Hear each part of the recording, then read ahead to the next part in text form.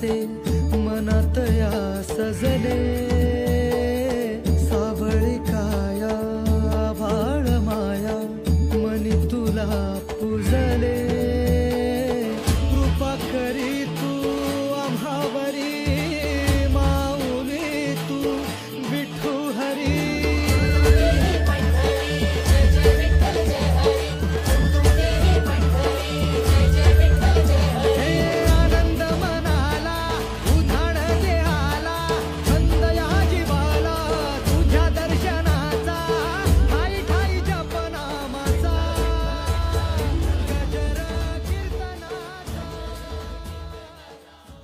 आवर्जून ज्या गोष्टीचा उल्लेख करावासा वाटतो त्याच्यामध्ये आमच्या हरिभक्तपरायण गणेश महाराजांचा फार मोठा सहभाग आहे।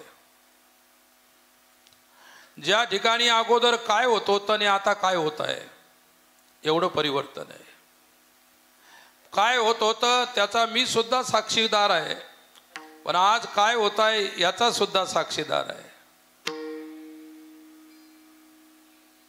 भव्य दिव्य असणारा श्रीमद भागवत ज्ञान यज्ञ गणेश महाराज स्वतः त्याचे प्रवक्ते आहेत। एवढा मोठा कार्यक्रम भव्य कार्यक्रम सप्ताहाचा इथे दरवर्षी आयोजित होतो। पूर्वीचा काळ गेला बदलला, नवीन काळामध्ये नवीन पिढीने गणेश महाराजांच्या मार्गदर्शनामध्ये जो उत्कर्ष केला तो मोलाचा आहे। जीवन मोलाचं आहे, परमार्थ मोलाचा आहे, चिंतन मोलाचं आहे। ज्या देवाच्या जवळ चरणापाशी बसून जे आपण करतो तो देव सुद्धा फार मोलाचा आहे।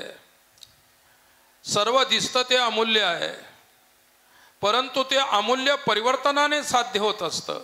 परिवर्तन महत्वाचं आहे। ज्यावेळी साधू संतांचे शब्द हृदयाला शिवत असतात त्यावेळी कुठेतरी ते हृदय परिवर्तन घेऊन उठत असते। काय जड वस्तू आहे, पाषाण आहे, दगड आहेत, त्यांच्यावर कधी परिवर्तन होत नाही। पण आपण चेतन आहोत, माणूस आहोत, आपल्याला हृदय परमेश्वरानं दिलेलं आहे आणि साधू संतांच्या चिंतनाने, शब्दाने, उपदेशाने, बोधाने अवश्यमेव परिवर्तन होत असते। परंतु परिवर्तन करून घेण्याची जिज्ञासा झाली पाहिजे। काय भक्ती प्राप्त होण्यासाठी प्रेमाची जिज्ञासा व्हावी लागते, ज्ञानाच्या प्राप्तीसाठी सुद्धा जिज्ञासा व्हावी लागते। तसा परमार्थ करण्यासाठी सुद्धा आपल्या अंतःकरणामध्ये जिज्ञासेचे भाव निर्माण व्हावे लागतात। मग कुठेतरी परमार्थ करण्याची इच्छा होत असते। मी म्हणणार नाही की परमार्थ करण्याची वासना होत असते, हे शब्द चुकीचे आहेत। विठ्ठल विठ्ठल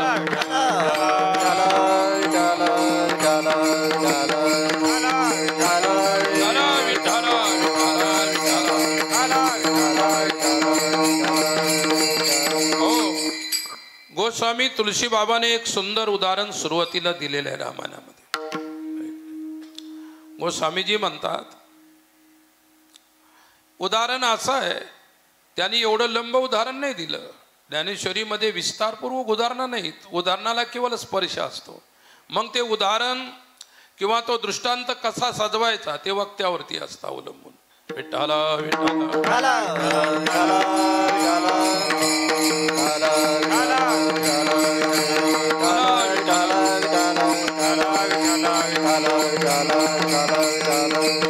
हो, माणसांना शोक असतो।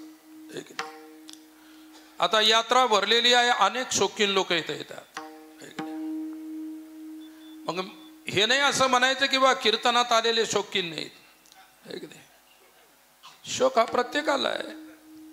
मनुष्य म्हटल्यानंतर वेगवेगळ्या कीर्तनाचा सुद्धा शोक आहे। कीर्तनाला येणं हा सुद्धा शोक आहे, लक्षात ठेवा। कीर्तनाला आपण आलात, कोणी दुकानदारी करण्यासाठी येतं, कोणी ते आकाश पाळणे खेळायसाठी येतं, कोणी लहान लहान मुलांना घेऊन ते दाखवण्यासाठी येतात। प्रत्येकाचा आपापला वेगवेगळा विषय आहे।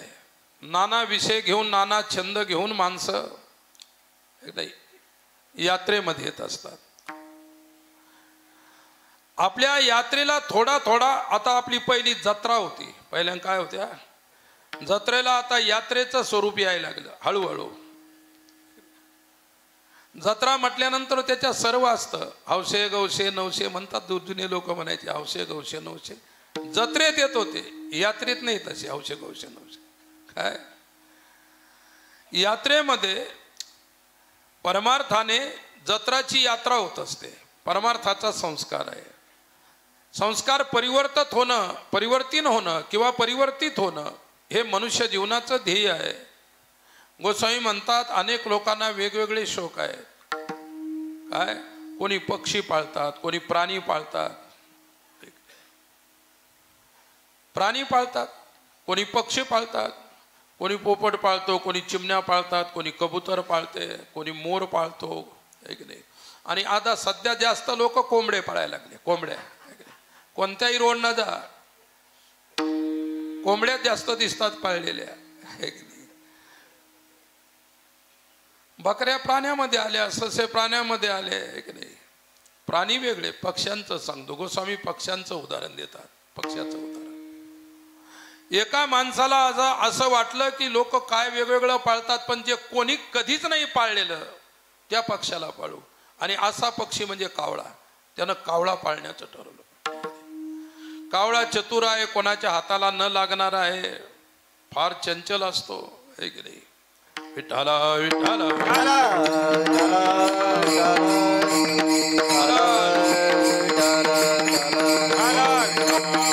कारण मोठमोठ्या अनुभवी लोकांचं उदाहरण ते सांगतात की 2 डोळ्यावाल्यापेक्षा 1 डोळ्यावाला जास्त चंचल असतो, आणि त्याच्याही पेक्षा आंधळा जास्त चंचल असतो, आणि त्याच्याही पेक्षा डोळे लावून ध्यान करणारा भयंकर चंचल असतो. विठ्ठला विठ्ठला.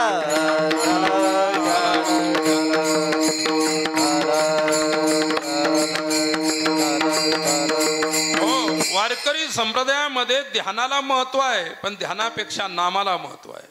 ध्यानाला जास्त महत्व नाही, योगाला जास्त महत्व नाही, भक्तीला जास्त महत्व आहे. ज्ञानाला आणि भक्तीला समान महत्व आहे. वारकरी संप्रदायामध्ये ज्ञान भक्तीला समान महत्व आहे. योगाला नामापेक्षा कमी महत्व आहे. काय बाकीच्या गोष्टी वेगळ्या आहेत. मग त्या व्यक्तीला ठरवलं कावळा पाळायचा, त्याने कावळा पाळला. कावळा पाळल्यानंतर चांदीच्या पिंजऱ्यामध्ये ठेवला. माणूस बरा होता थोडासा, आणि वृत्तीनं वैष्णव होता, सज्जन होता. तो म्हणाला कावळ्याला चांदीच्या पिंजऱ्यामध्ये ठेवू. चांदीचा पिंजरा केला. आता लोखंडाच्या पिंजऱ्यातले पाखरं पाहिले तुम्ही, आहे की नाही? आणि आम्ही जुन्या काळामध्ये काड्याच्या पिंजऱ्यामध्ये पाखरं असायची. विठ्ठला विठ्ठला.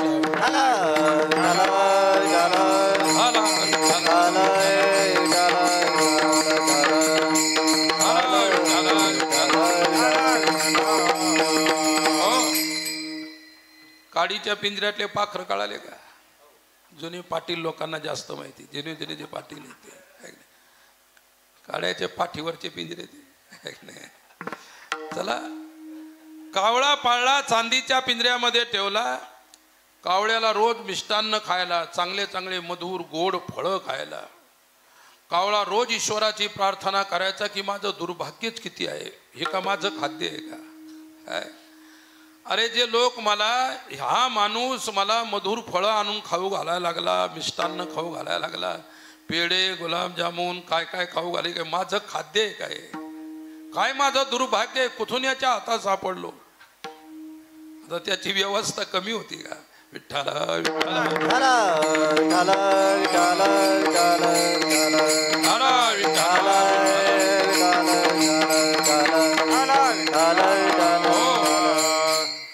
शेवटी त्यानं ठरवलं की कावळ्याला वैष्णव बनवायचं आहे, शाकाहारी बनवायचं आहे. कावळ्याला काय बनवायचं? शाकाहारी. कावळ्याने शाकाहारच केला पाहिजे असं बनवायचं त्याला. रोज त्याला वेगवेगळं खायला घालायचा. 12 महिनेपर्यंत कावळ्याची सोय केली त्याने. खूप सुविधा दिली कावळ्याला. आवडीनं खाऊ घालायचा. त्याला वाटलं आता 12 महिने झाले, कावळ्यामध्ये सुधारणा झाली असेल, कावळा पूर्ण शाकाहारी झाला असेल, आता माळ घालायला काही हरकत नाही. विठ्ठला विठ्ठला.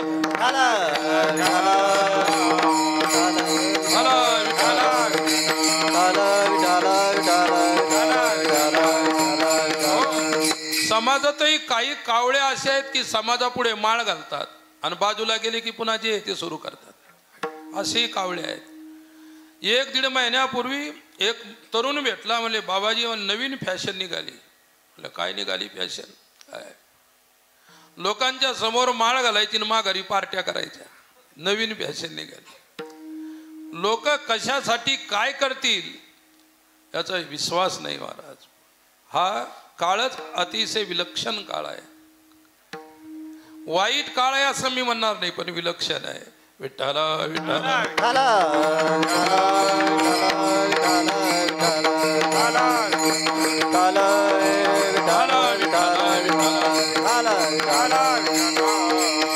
हो.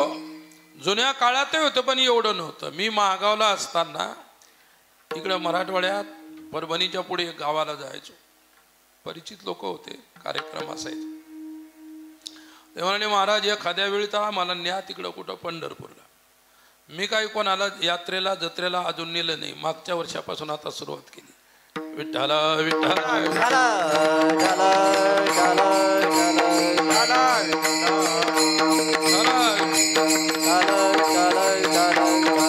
हो. कारण माझं जीवन असं राहिलं, मी माझ्या आयुष्यामध्ये कोणाला आपला मित्र नाही बनवलं आणि कोणाला शत्रू सुद्धा बनवलं नाही. माझी अशी अजूनही तीच वृत्ती आहे. माझा जीवलग लोक आहेत पण मी त्याला मित्र म्हणून जीवलग नाही मानत. आपण सर्वांमध्ये राहायचं, सर्वांपासून वेगळं राहायचं, हा माझा हिसाब असतो. मी काशीला राहिलो असेल, वृंदावनला राहिलो असेल, ऋषिकेश हरिद्वारला राहिलो असेल, आपण आपल्या मस्तीमध्ये राहायचं. साधूचं जीवनच ते आहे. स्वमस्तीमध्ये राहतो तो साधू आहे. विठ्ठला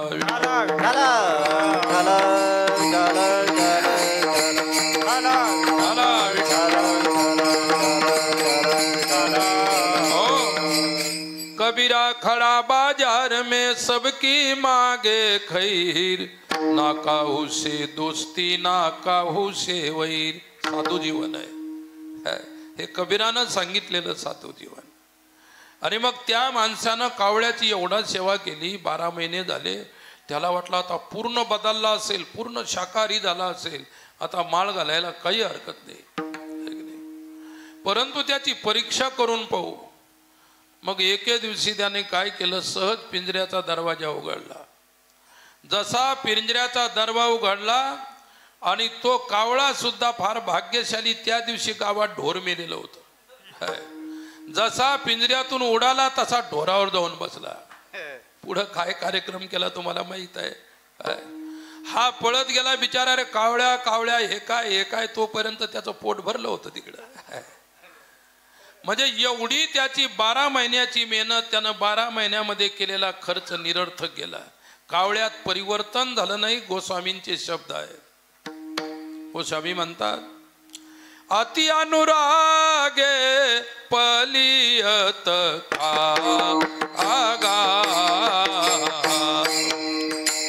होय निरामिष कबहु आगा. राम सिया राम सिया राम जय जय राम. राम सिया राम सिया राम जय राम. अति अनुराग पलियत कागा, होय निरामिष कबहु काम. सिया राम जय जय राम. राम सिया राम जय राम. अति अनुरागे पलियत कागा, होई निरामिष कबहु की कागा. कावळा कधी निरामिष काय शाकाहारी होऊ शकत नाही. एवढं 12 महिन्याच्या मेहनतीनंतर सुद्धा कावळ्यात परिवर्तन झालं नाही. समाजात सुद्धा असे अनेक लोक आहेत, किती ते ऐकतात, किती काय काय होतं, तरी सुद्धा त्यांच्यात परिवर्तन होत नाही. काय मी एवढ्यासाठी सांगितलं की सोनाटीमध्ये बरंच परिवर्तन झालं. काय मी सोनाटीच्या लोकांना कावळे म्हणत नाही, पण परिवर्तन झालं. विठ्ठला विठ्ठला विठ्ठला विठ्ठला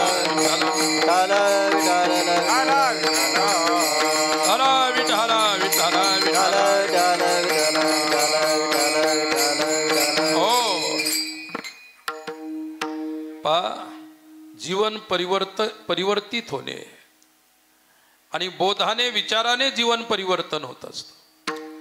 कोणतंही कर्मकांड केल्याने जीवनात परिवर्तन होत नाही. म्हणून आपल्या वारकरी संप्रदायामध्ये कर्मकांडाला हद्दपार केलेलं आहे. काय 1% सुद्धा महत्व कर्मकांडाला दिलं नाही. इथं यज्ञ करायचे सांगितले, परंतु नाम जप तू यज्ञ परमस बाधू न शके स्नानादी कर्म नामे पावन धर्मा धर्म नाम परब्रह्म वेदार्थे यज्ञानाम जप यज्ञोस्मी. आमचे आधारभूत ग्रंथ संप्रदायाचे गीता भागवत आहे. गीता भागवत आपल्यासाठी वेद आहे. तुकोबारायांची गाथा आपल्यासाठी वेद आहे. विठ्ठला विठ्ठला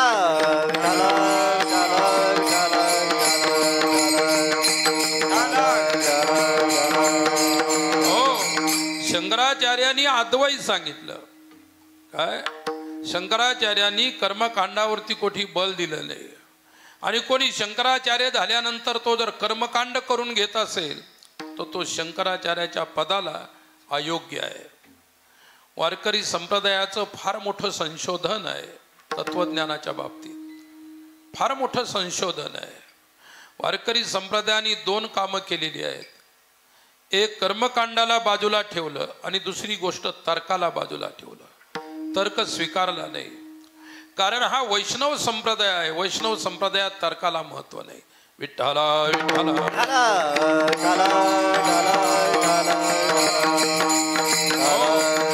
संप्रदाय हा सनातन आणि वैदिक असल्यामुळे नैषा तर्केन बुद्धिरापनीया आणि ब्रह्मसूत्रामध्ये भगवान वेदव्यास तर्का अप्रतिष्ठानात आणि ते सूत्र तुकोबारायांनी स्वीकारलं. तार्किकाचा टाका संग पांडुरंग स्मरावा पांडुरंग स्मरावा पांडुरंग स्मरावा. तार्किकाचा टाका संग पांडुरंग स्मरावा पांडुरंग स्मरावो पांडुरंग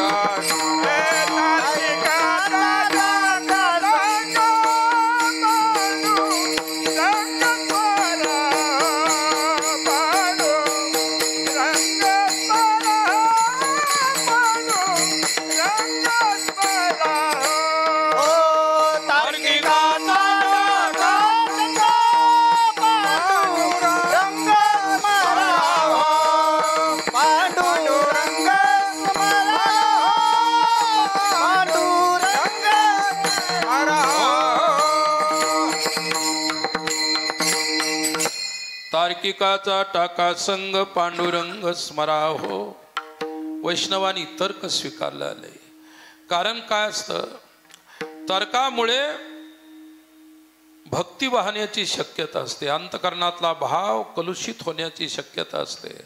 काय भावाला कलंक लागण्याची शक्यता असते. म्हणून तर्क स्वीकारलेला नाही. कोणतेही महावैष्णव जे असतात त्यांच्या जीवनामध्ये अहो चैतन्य महाप्रभूला तर्क आवडला नाही म्हणून ते वैष्णव झाले. नाहीतर नैयायिक होते, तार्किक होते. तर्कशास्त्राचा अर्थच आहे न्याय. विठ्ठला विठ्ठला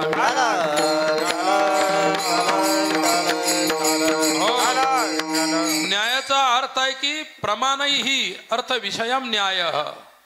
प्रमाणाच्या द्वारे साध्याची सिद्धी जी केल्या जाते तो न्याय आहे. काय प्रमेंते प्रमाईती विषयी क्रियंते इति तर्का. तर्क आहे. म्हणून वैष्णव संप्रदायामध्ये तर्क स्वीकारला नाही. विठ्ठला विठ्ठला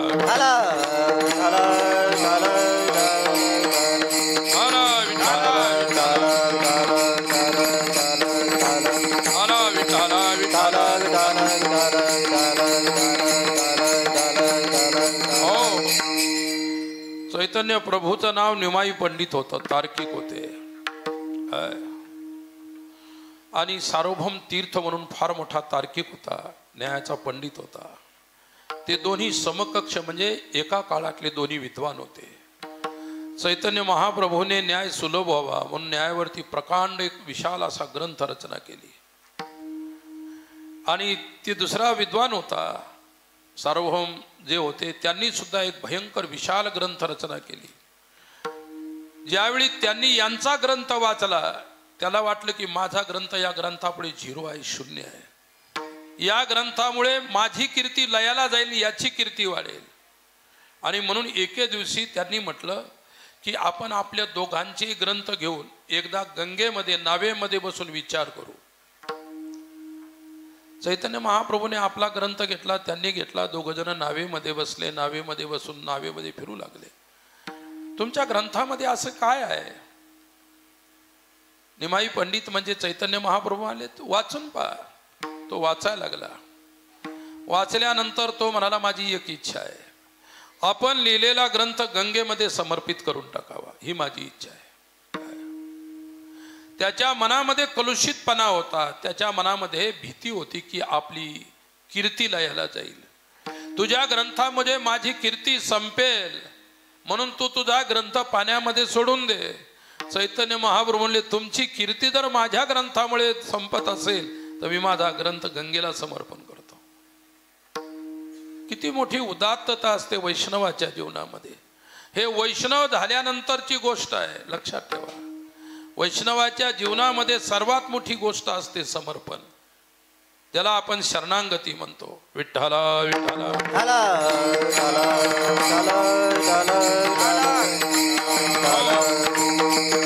रामानुज ज्याला प्रपत्ती म्हणतात, काय बाकीचे वैष्णव ज्याला शरणागती म्हणतात, कोणी त्याला समर्पण म्हणते. काय वेगवेगळ्या वैष्णवाच्या परिभाषेतले वेगवेगळे शब्द आहेत. आहे एकच गोष्ट, त्याग असतो. काय वैष्णवाच्या जीवनामध्ये एक अलौकिक त्याग असतो आणि त्यागाच्या मागची भूमिका मात्र फार सुदृढ असते. काय त्याग असल्याशिवाय भूमिका सुदृढ होऊ शकत नाही, भूमिका परिपक्व होऊ शकत नाही आणि परमार्थ फलीभूत होऊ शकत नाही. असं काही नाही की त्याग ब्रह्मचर्यामध्येच असतो, वानप्रस्थामध्येच असतो, संन्यासामध्येच असतो आणि ग्रस्तामध्ये, असं काही नाही. काय भगवत अनुग्रह ज्याच्यावरती होईल त्याग त्याचं वरण करत असतो. म्हणून उपनिषद सांगतात, यमई एष वृणुते तेन लभ्या. परमात्मा ज्याचा स्वीकार करतो त्याग सुद्धा त्याचा स्वीकार करतो. त्याग कोणाच्याही नादी लागत नाही, लक्षात ठेवा. भगवत अनुग्रहाने त्याग आपल्या जवळ येत असतो. म्हणजे ज्याच्या जीवनामध्ये त्याग वृत्ती आहे अर्थात त्याच्यावरती भगवत अनुग्रह आहे, असे संत डोंगरेजी महाराज सांगायचे. विठ्ठला विठ्ठला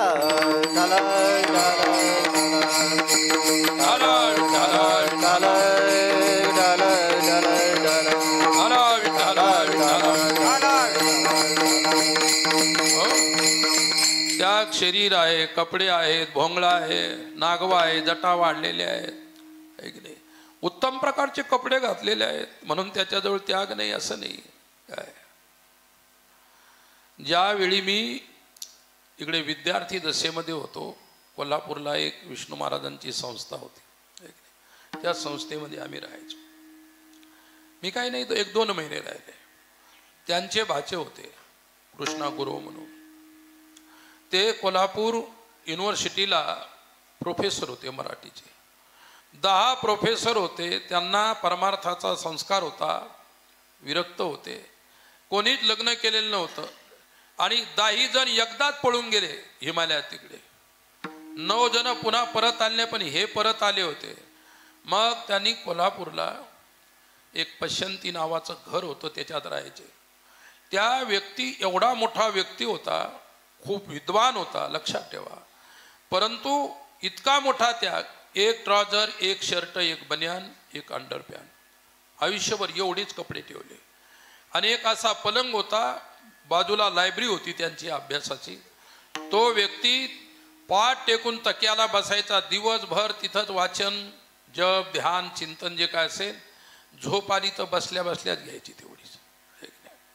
आता गणेश महाराजांनी मला सांगितलं, मी कार चालवता चालवता झोपलो होतो. विठ्ठला विठ्ठला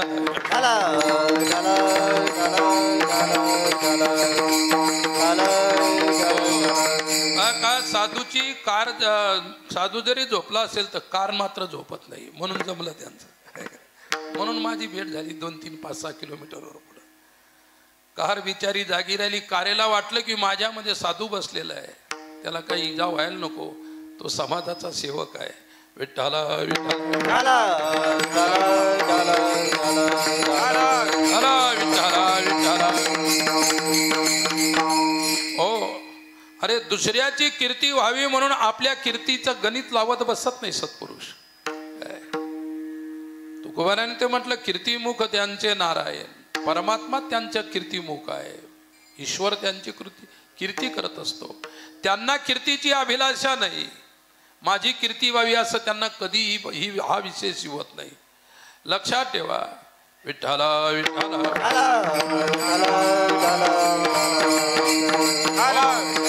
म्हणून मी सांगतो की ईश्वर अनुग्रहाने त्याग वैष्णवाचं वरण करत असतो, स्वीकार करत असतो. कोण त्यागी आहे? गीता एवढंच सांगते, काम्यानाम कर्मनाम न्यासम संन्यासम कवयो विदू. काय? काम्यानाम कर्मनाम नासम संन्यासम. कोण म्हणतं? कवयो विदुहू. कवी शब्दाचा अर्थ आहे क्रांतदर्शी, त्रिकालज्ञ. अमरकोशामध्ये कबीर क्रांतदर्शी, तिन्ही काळाचं ज्याला ज्ञान आहे, जो सर्वज्ञ आहे, त्याला कवी म्हटलेलं आहे. कोणीही कवी होऊ शकत नाही. कविता लिहिली म्हणजे तो कवी नाही. काय? कविनाम उशना कवी. शुक्राचार्य कवी होते, त्रिकालज्ञ होते. विठ्ठला विठ्ठला विठ्ठला विठ्ठला विठ्ठला विठ्ठला विठ्ठला विठ्ठला. हो, त्याग पा. त्यागाचं उदाहरण सांगतो. जनकाच्या घरी एक महात्मा साधू आला. राजा जनक होते, एक महात्मा आला त्यांच्या. अंगावरती फक्त मात्र एक लंगुटी, भस्म रमवलेल्या अंगावर, मस्तकाला भस्म लावलेलं, जटामध्ये भस्म, रुद्राक्षाची माळा गळ्यामध्ये, हातात रुद्राक्षाची माळा. संध्याकाळच्या वेळी महाराज जनकाच्या घरी महात्मा आले. जनक महात्मा असल्यामुळे महात्म्याचा कसा सन्मान करायचा हे त्यांना माहीत होतं. संतांचा महिमा संतची जाणती दुर्लभया गती आणि काशी. तुका म्हणे अंगी व्हावे ते आपण, तरीच महिमान येईल कळो. साधू झाल्याशिवाय साधू कळत नसतो. लक्षात ठेवा. असाधूला आजपर्यंत साधू कळालेला नाही. जे साधूच्या वेशामध्ये राहतात, साधूच्या पंथामध्ये राहतात, साधू होऊन राहतात, त्यांना जर ते करूनही साधू कळत नसेल तर ते 100% साधू नाहीत असं म्हणायला काही हरकत नाही. साधू सारखं राहणं वेगळं आहे, साधूच्या झुंडीमध्ये राहणं वेगळं आहे, साधू म्हणून राहणं वेगळं आहे, पण साधू होऊन राहणं मात्र वेगळं आहे. असे आमचे रंगनाथ गुरुजी वंगायचे. विठ्ठला विठ्ठला विठ्ठला विठ्ठला.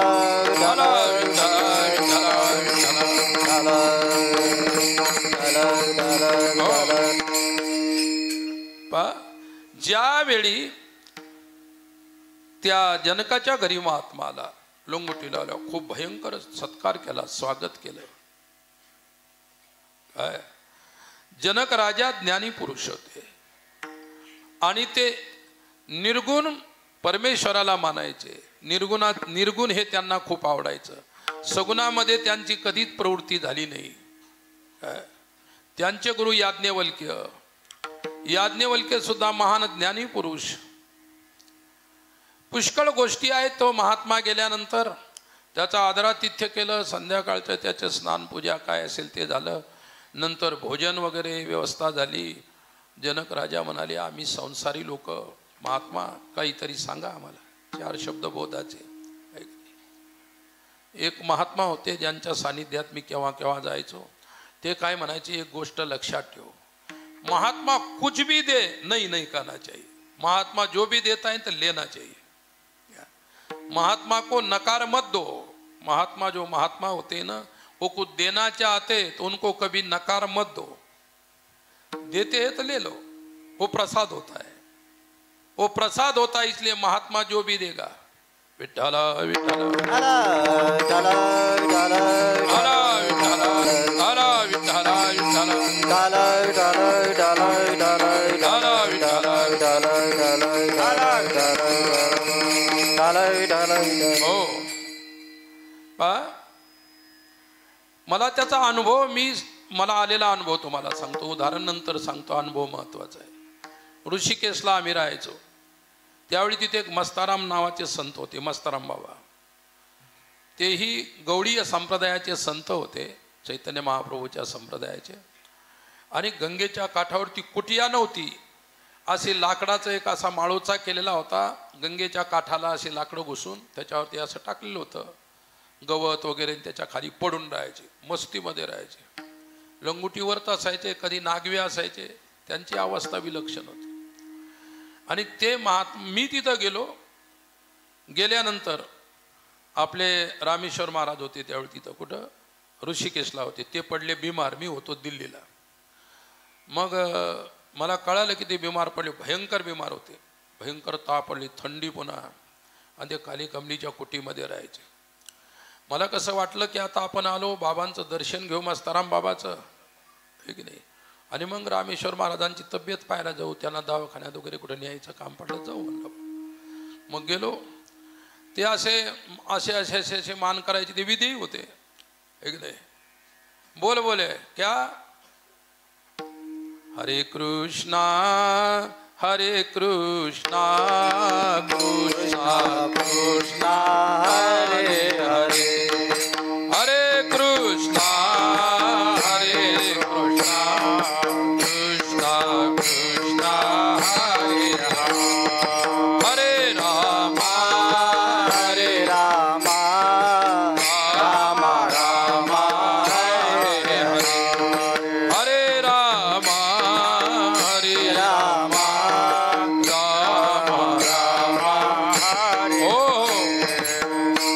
एवढंच म्हणून घेतलं, थांब. आणि मग एक दुसरा साधू होता, त्याने काय केले की बाबाजवळ अशा 50-50च्या 2 नोटा दक्षिणा म्हणून दिल्या. त्यांना काही संबंध नव्हता दक्षिणेची पैशाची कशाची, ते पाहतही नव्हते तिकडं. त्याने टाकले असे पोटावरती, ते असे झोपलेले होते. धरले त्यांनी आणि मला सांगले ले. म्हटलं एवढा सिद्ध पुरुष आहे, आपण दक्षिणा द्यायला, माझ्याजवळ तर दक्षिणा द्यायला पैसे नव्हते एवढे. परंतु ते म्हणले ले बोले पैसे. घेतले मी ते वाक्य ध्यानात होतं, माझ्या महात्मा जे येईल ते घ्यायचं, नाही म्हणायचं नाही. पैसे देऊ, प्रसाद देऊ, साखर देऊ, काही देऊ. घेतल्यानंतर आता माझ्याजवळ पैसे नाही, पण तिकडे धर्मार्थ दवाखाने असायचे, त्याला काही पैसे लागत नव्हते. परंतु रामेश्वर महाराजांना तिथं नेऊन पोहोचवणं महत्त्वाचं होतं. आणि ते स्वतः जाऊ अशी कंडिशन होती, फार बिमार होते आणि कोणीच नव्हतं जवळ, हे की नाही, एकटे त्याच्यामध्ये. मी गेलो, त्यांनाही खूप आनंद झाला, महाराज आले आपल्यासाठी. मग गेलो, मग त्यांचं सर्व ते केल्यानंतर संडासला जायचं आणि उकळतं पाणी न्यायचं संडासला, आणि संडासला बसेपर्यंत पाण्याचं बर्फ व्हायचं. किती थंडी असेल पहा, नुसतं टेकवलं की झालंच बर्फ एका मिनिटाच्या आत. मग मला शौचालयात मी गेलो, आलो, पुन्हा म्हटलं आता घेतलं. मग त्यांना घेतलं खांद्यावर घ्यायचं. ते दवाखाना हे गंगेच्या पलीकडे, गंगेच्या इकडं दवाखाना, पण ते लक्ष्मण झुला होता मधात म्हणून बरं होतं. मी काय केलं, खांद्यावर घेतलं, दवाखान्यात आणलं त्यांना. आणि मग त्या असं ते सरकारी म्हणजे असे धर्मार्थ दवाखाने, ते काय नॉमिनल औषध द्यायचे. त्यांना म्हटलं फरक पडतो नाही, पण आपण चांगल्या दवाखान्यात न्यायचे तर आपल्याजवळ पैसे नाही, मग आता कसं करायचं, आहे की नाही. आता एक भिकारी दुसऱ्या भिकाऱ्याच्या सेवेत गेला, अशी परिस्थिती झाली, आहे की नाही. मग ते 100 रुपये दिले होते त्या बाबानं, ते माझ्या खिशातच होते. मग मी नेलं, म्हटलं 100 रुपये काय करायचे, चांगलं झालं, दिलं. नेलं, तिथं ट्रीटमेंट वगैरे केली. आणि त्यांनी सांगितलं 1 दिवस यांना इथं राहा. मी तिथंच राहिलो, 2-3 दिवस त्यांनाही ठेवलं, फरक पडला. मग मी म्हटलं बिल किती झालं, ते म्हणे फक्त 100 रुपये बिल झालं.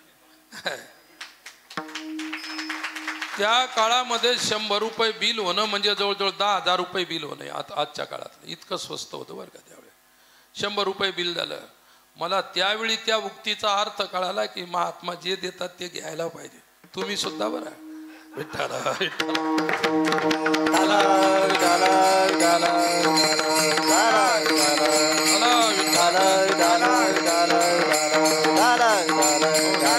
जनकाच्या घरी महात्मा आले, हा अनुभव आहे प्रत्यक्ष, आहे की नाही.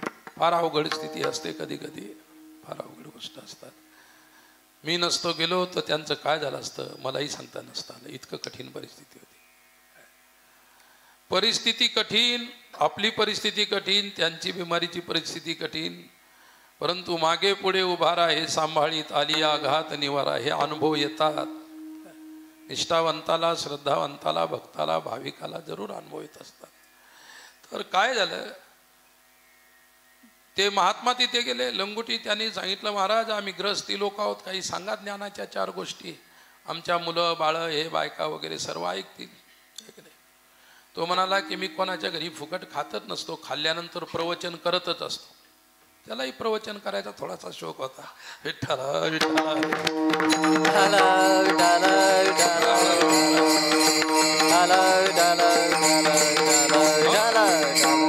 सर्वांचीच गोष्ट आहे. आम्ही नवीन नवीन शिकून आलो, आम्हाला इतका शौक, कोणी आपलं प्रवचन कीर्तन ठेवलं पाहिजे. रोज त्या चिंतेतच असायचं. ठेवलं थोडंसं बरं वाटायचं. 5-50 लोक, 4-5 बाया, 10-15 माणसं इतके जरी असले तरी कीर्तन ठोकून द्यायचं, आहे की नाही. आता ते जुना काळ होता, पण तो आनंद वेगळा होता. तेवढ्या लोकांचा मधला जो आनंद विलक्षण, खूपच वेगळा आनंद होता. परमानंद मिळायचा त्याच्यामधून. बरं, आता मी सांगितलं महाराज साक्षी होते त्या गोष्टीचे, शेषराव महाराज, आहे की नाही. आता तेही देखले, ते मी बरोबरचेच आहेत, लक्षात ठेवा. पण परमेश्वर कोणाला कसा थकवतो, कोणाला लवकर थकवतो, कोणाला उशिरा थकवतो, एवढंच आहे. विठ्ठला विठ्ठला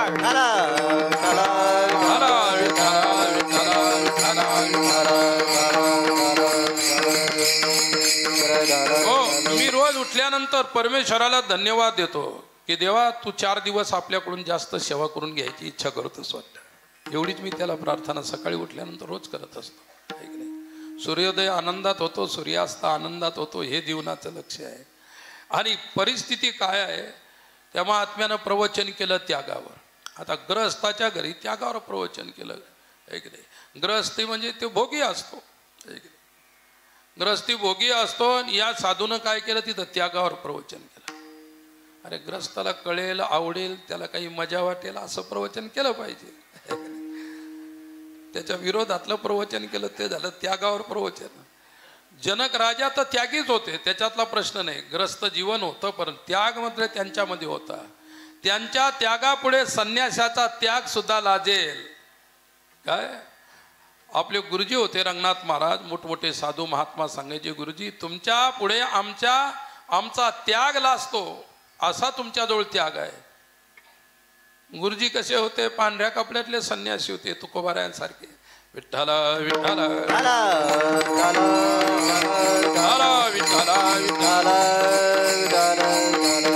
हो, कारण मला सुद्धा 2 वर्ष त्यांचा सहवास लाभला गुरुजींचा. मी लय लहान होतो, या पोरापेक्षाही लहान होतो. पण योगायोगानं असा नित्य सहवास नाही. असे कुठे कार्यक्रम असेल, पंढरपूरला वारीला गेल्यानंतर, आळंदीला गेल्यानंतर, किंवा त्यांचा कुठं सप्ताह असेल, असं घेऊन जाणारा एक संत होते मला, आणि म्हणून त्यांचा सहवास 2 वर्ष लाभला. ते काय सांगत होते मला त्यावेळी अजिबात काही कळत नव्हतं, कानं मात्र ऐकत होते. विठ्ठला विठ्ठला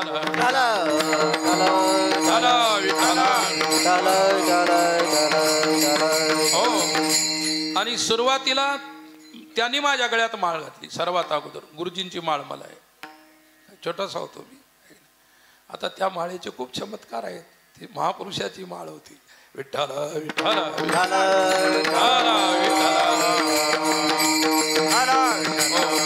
प्रवचन संपलं.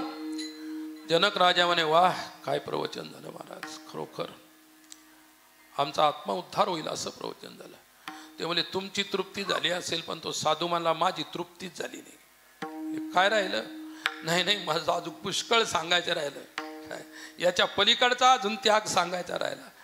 जनक राजा म्हणले पोट भरलं आता एवढ्यात, याच्या पलीकडचा सांगू, याच्या पलीकडचा सांगितलं तर माझा सर्व सत्यानाश व्हायचा. इकडचा पलीकडचा त्याग काय सर्वांच्या कामाचा नसतो, लक्षात ठेवा. तो क्वचित लोकांच्या कामाचा आहे. आणि ते काय म्हटले, आता उरलेलं सकाळी सांगेल गंगेवर सांगेल सकाळी. तिथं इथं काय ग्रस्तमध्ये चिले पिले हे बाया वगैरे, याच्यात मला ते काही एवढं सांगताच नाही आलं.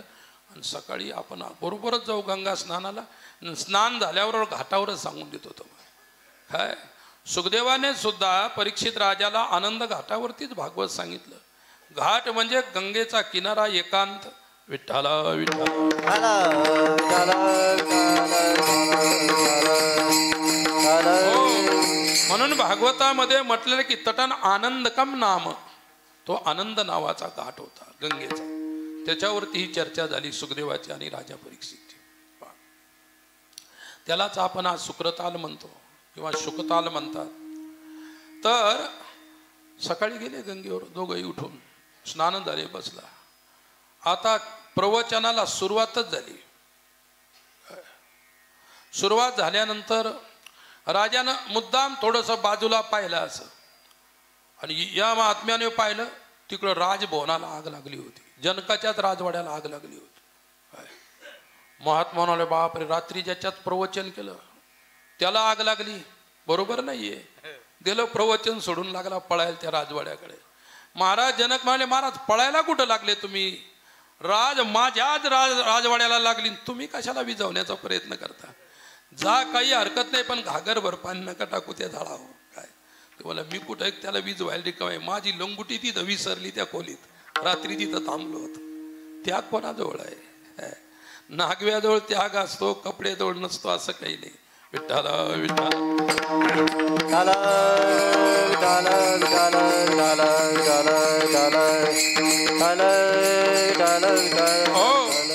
इनहि विलोकत आती अनुरागा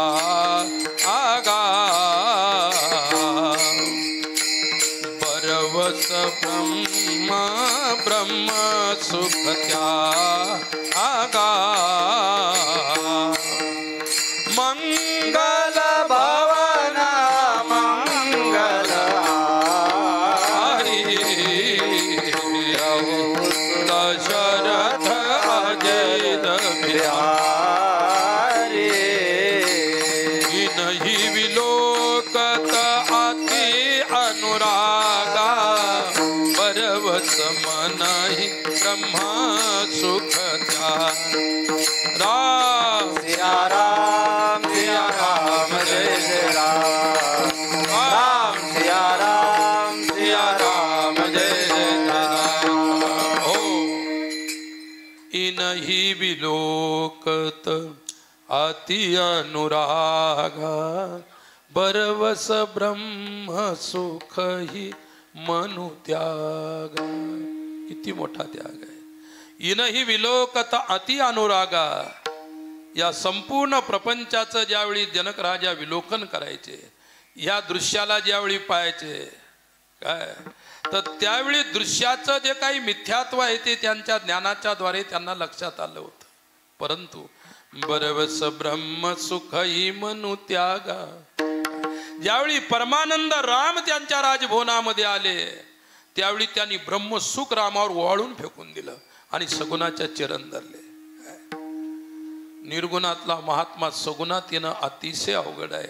आणि ही किमया जमली असेल जनकाच्या नंतर तर आपल्या माऊलींना. विठ्ठल विठ्ठल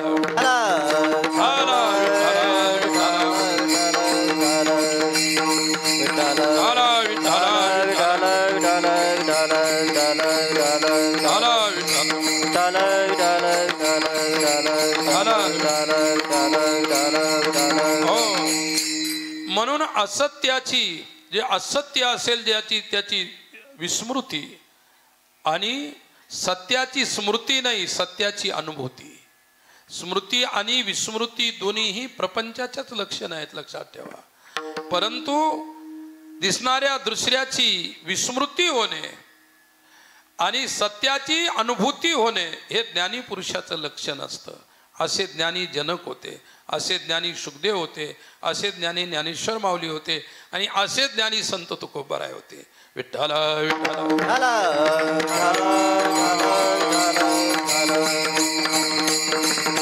आणि अशांच्या साठी तुकोबारायांनी अभंगाच्या पहिल्या चरणात भोळे भाविक जुनाट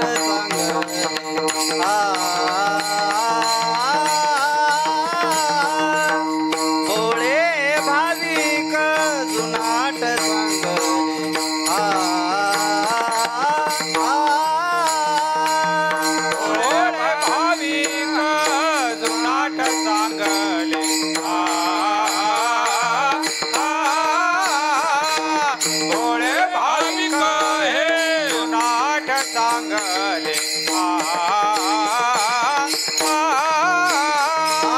भोळे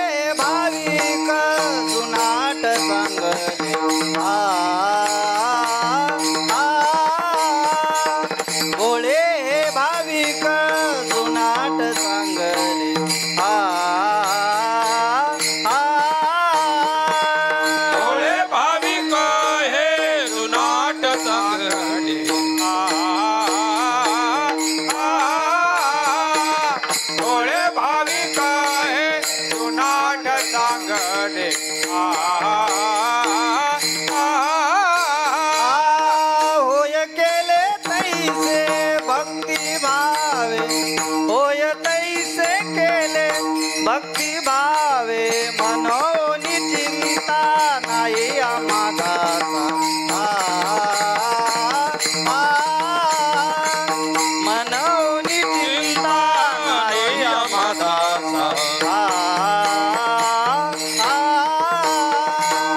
होय तैसे केले भक्ती भावे होय तैसे केले भक्ती भावे मनोनिया चिंता नाही आम्हादाचा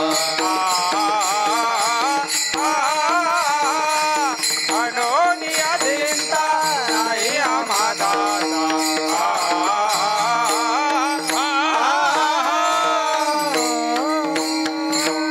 हरा विठ्ठला आला विठ्ठला पुंडरी कवरदा हरी ज्ञानदेव हरा विठ्ठला हरा विठ्ठला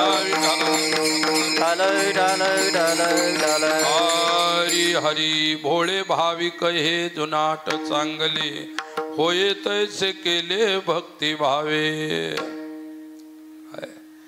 किती मोलाचे शब्द आहेत महाराजांचे. पहा, साधूचा शब्द हा अनुभूतीला स्पर्श करून जन्म घेत असतो. अनुभूतीला जन्म नसतो, निर्गुणाचा जन्म नसतो, शब्दाचा जन्म होत असतो. साधूची वाणी शब्दाच्या जन्माचं कारण आहे.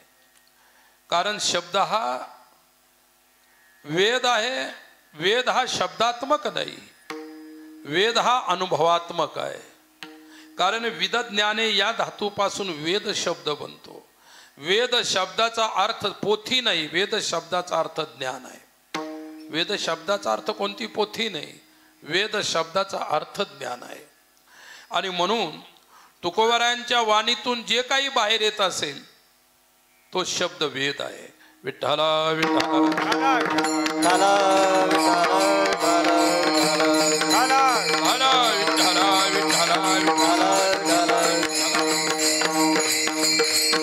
हो भोळे भाविक हे जुनाट चांगले. कोण चांगला आहे? भोळ चांगला आहे, भाविक चांगला आहे. आणि कोणता भोळा आणि भाविक चांगला आहे? जो जुना आहे.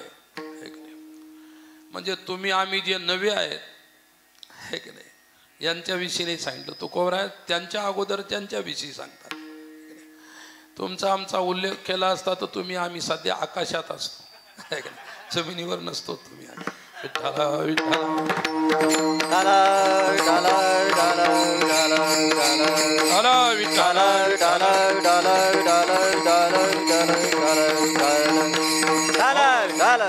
आत्मा शाश्वत आहे, सनातन आहे, अव्यय आहे, निर्गुण आहे, निराकार आहे. या सर्व गोष्टीची कारण जेवढ्या वस्तू प्रत्ययाला येतात, जेवढ्या वस्तू दृष्टिगोचर होतात, जेवढ्या वस्तू दिसतात, अर्थात जेवढं काही दृश्य म्हणून आहे ते दृश्य इंद्रियाचा विषय होऊ शकते. परंतु आत्मा जो आहे तो अतिंद्रिय आहे. काय? वांग मनस अगोचर आहे, वाणीला मनाला गोचर न होणार आहे.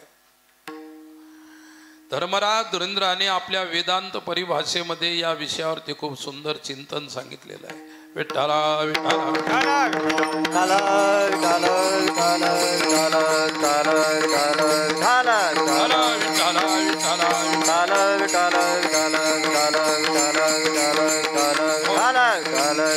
अंगवांग मनस गोचर, आत्मा अवांग मनस गोचर आहे. वांग म्हणजे वाणी, मन, बुद्धी या सर्व गोष्टीला अगोचर आहे. नवता मन बुद्धी इंद्रियाचा मेळा. वा, तो परमात्मा मनाचा विषय नाही, बुद्धीचा विषय नाही. मग इंद्रियांचा विषय सुद्धा नाही, अंतरिंद्रियाचा विषय नाही, तर बाह्य इंद्रियाचा विषय नाही. विठ्ठला विठ्ठला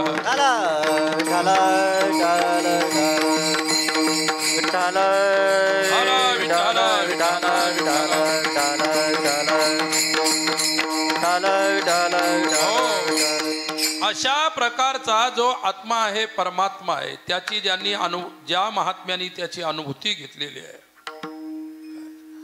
अनुभव घेणाऱ्या महात्म्याची लक्षणच वेगळ्या प्रकारची असतात. लक्षात ठेवा, वेगळ्या प्रकारची लक्षणं असतात.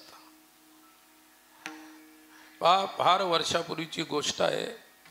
आपली इथं उकळी सुकळी आहे. कोणते महात्मा होऊन गेले? उदाजी महाराज. त्यांचे एक शिष्य होते सयाजी महाराज, जुनी गोष्ट आहे. तर ते शिष्य जे होते त्यांना मी पाहिलेलं होतं. त्यांची माझी गाठ भेट झालेली.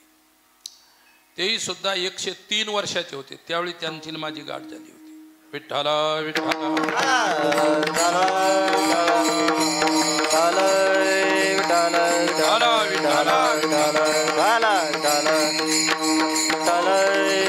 उदाजी बाबा उकळी सुकळीला येण्याच्या अगोदर ते वेगवेगळ्या ठिकाणी राहिलेले. तर एक नदी होती पूर्णा, ही आपली इकडची पूर्णा. तिथं कुठेतरी गावामध्ये राहत होते, एका झोपडीमध्ये बांधून, आहे की नाही. आणि मग ते त्यांचे शिष्य होते. ते शिष्य नव्हते पण त्यांच्या दर्शनासाठी आले होते. शिष्य नंतर झाले. मग बाबा एका झोपडीमध्ये बसलेले होते. एक सेवक होता, तो बगीच्यामध्ये फुलं तोडत होता. आता सिद्ध पुरुष होते ते, सामान्य पुरुष नव्हते ते, महान सिद्ध पुरुष होते. आणि असे नुसते त्या ठिकाणी नुसते सिद्ध नव्हते, ते ज्ञानी सिद्ध होते. काही काही नुसते विधेयी आहेत. कसे आहेत ते? विधी आहेत का वेडे आहेत हे समजायला मार्ग नाही. विठ्ठल विठ्ठल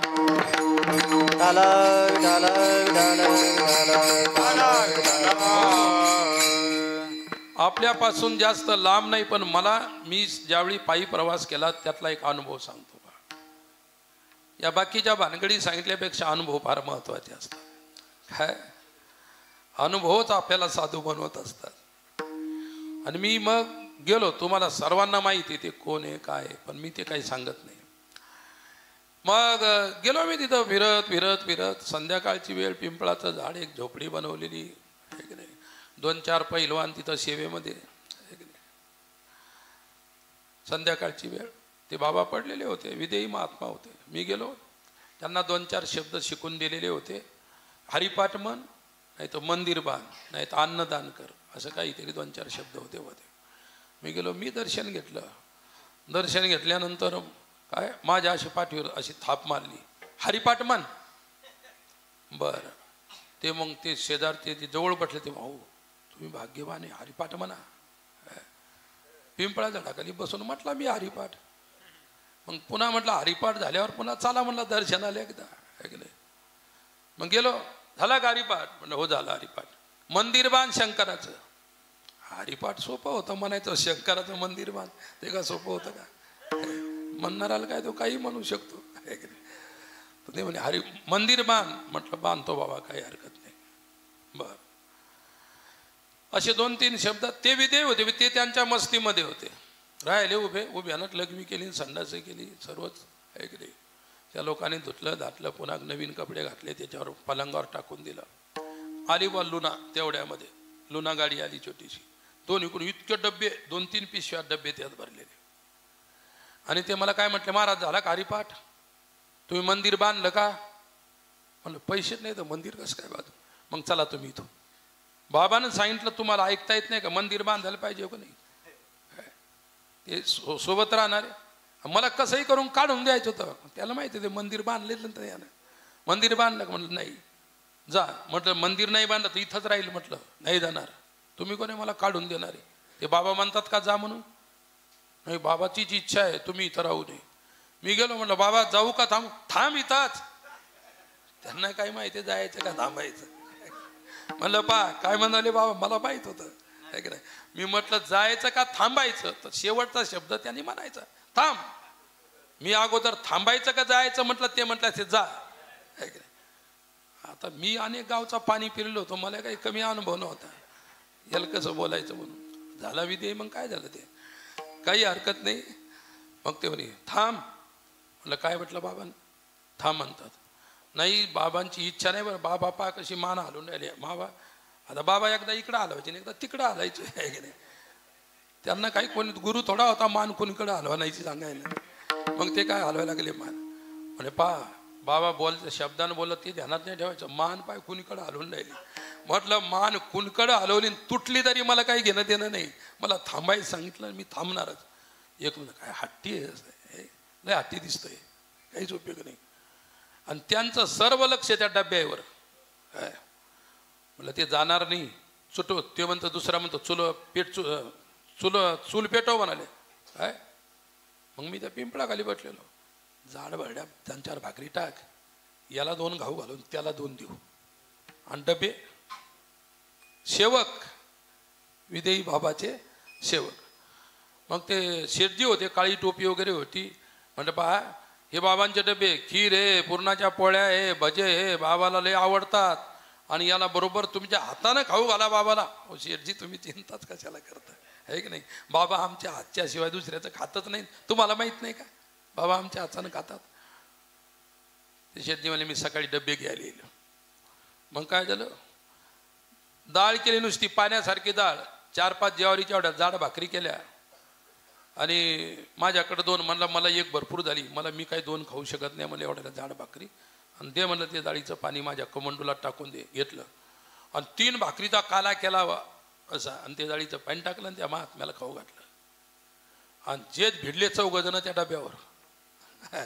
डबा साफ. मग मी खाल्लं. म्हटलं डबे धुवायला येऊ का, डबे धुवून द्यायचे का. नाही नाही नाही महाराज, आता बाबानं खाल्ले डबे, आता आम्ही धुतो. म्हटलं तुम्ही तुमचा काय एकादशी उपवास आहे का. एखादी नसले आम्हाला तर काय झालं. माझ्या देखत 4 आणलं झोपड्यात बसून. सेवक आहे का ते साधूचे. काय विधी याची गोष्ट सांगतो, त्याला विचारायला काही घेणं देणं नाही यानं खाल्लं का खाऊ घातलं. अनुभव मोलाचा असतो. मग ते सयाजी महाराज होते बाबांचे शिष्य, उदाजी बाबांचे शिष्य. आणि ते बाबा बसलेले होते झोपड्यामध्ये. आणि हे गेले दर्शनाला तर त्यांनी असं पाहिलं यांच्याकडे. ते काहीच बोलले नाही, हे शांत ते शांत. मग त्यांना वाटलं काही बोलतच नाही, मौन असेल किंवा हा या महात्म्याला बोलताच येत नसेल. त्याच्या मनात शंका येऊ लागल्या. मग बाहेरच्या साधूला विचारलं, बाबा बोलत नाही. ते म्हणले बाबा एकदा बोलायला सुरुवात केली ना 4-4 दिवस थांबत नाही, जबरदस्ती थांबावं लागतं. आणि नाही बोलले तर 6-6 महिने बोलत नाही. ती त्यांची इच्छा आहे, ते साधू आहे, त्यांच्या इच्छेच्या पुढं कोण जाणार आहे. असं आहे का म्हणले. मग मला बोलतील का, हे म्हणाले सयाजी बाबा. ते म्हणे बोलतील काय नाही सांगता येत बाबा. मग तेवढ्यामध्ये ते म्हणे मी जातो, काही बोलत नाही काही नाही. मग काय उपयोग आहे ते थांबण्यात. तेवढ्यामध्ये आतून काहीतरी टाळी वाजली, ते बाहेरचा महात्मा आत गेला तो त्यांच्या जवळचा. आणि लगेच ते आला बाहेर. थांबा थांबा थांबा, आता प्रवचन होणार आहे. काय प्रवचन होणार आहे, प्रवचन होणार आहे. बर. मग तिकडून एक महात्माला 2 थडीनं पूर्णा भरलेली होती. पूर्णेच्या पाण्याहूनच चालत आले डायरेक्ट. ते महात्मा बिन ते 2-4 माणसंही बरोबरचे, सिद्ध पुरुष आहे. ते लोकांना म्हटलं का हो तुम्ही डुबले नाही पाण्यामध्ये. ते म्हणे बाबा आहे. म्हणजे बाबाच्या मागं आम्हाला काही समजलं नाही. आले ते महात्माला तो समोर बसला. या खांबाला एक आणि त्या खांबाला एक, 2. आणि तो आलेला महात्मा उठला, आसन होतो असं जोरात झटकला हातावर. हो गया प्रवचन चलो. अरे एकही शब्द ऐकून यायला हो गया प्रवचन. कैसा हो गया प्रवचन. झाला प्रवचन. ते गेले निघून जे आलेले. आणि यानं विचारलं ते बाबाजवळच, बाबा प्रवचन का कुठे झालं प्रवचन. एकही शब्द नाही ऐकू गेला. ते महात्मा उदाजी बाबा काय म्हणतात, तुझ्याजवळ कानच कुठे होते ते ऐकायला. प्रवचन झालं पण ते ऐकायला कान पाहिजेत. त्यावेळी गुरुगीतेची श्लोक मला आठवतो. विठ्ठल विठ्ठल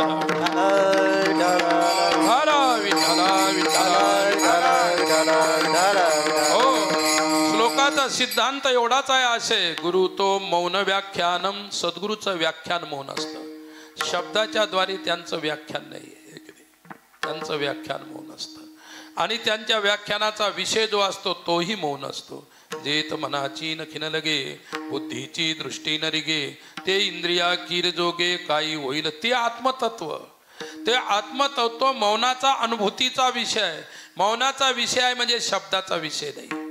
काय शब्द ज्याला विषय करू शकत नाही, मन ज्याला विषय करू शकत नाही, बुद्धी ज्याला विषय करू शकत नाही, असं विषयाच्या अतीत असणारं परब्रह्म ज्यांनी अनुभवलेलं आहे.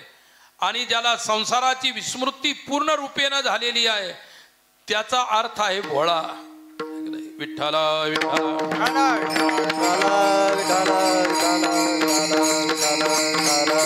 हो.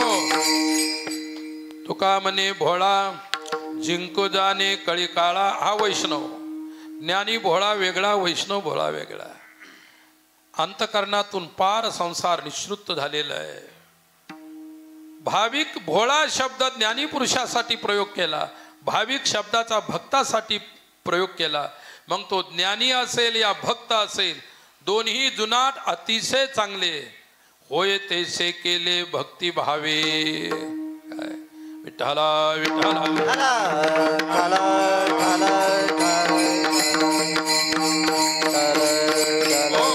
तुम्हाला जे अनुभव करण्याची जिज्ञासा होती, जे होण्याची जिज्ञासा होती तैसे केले.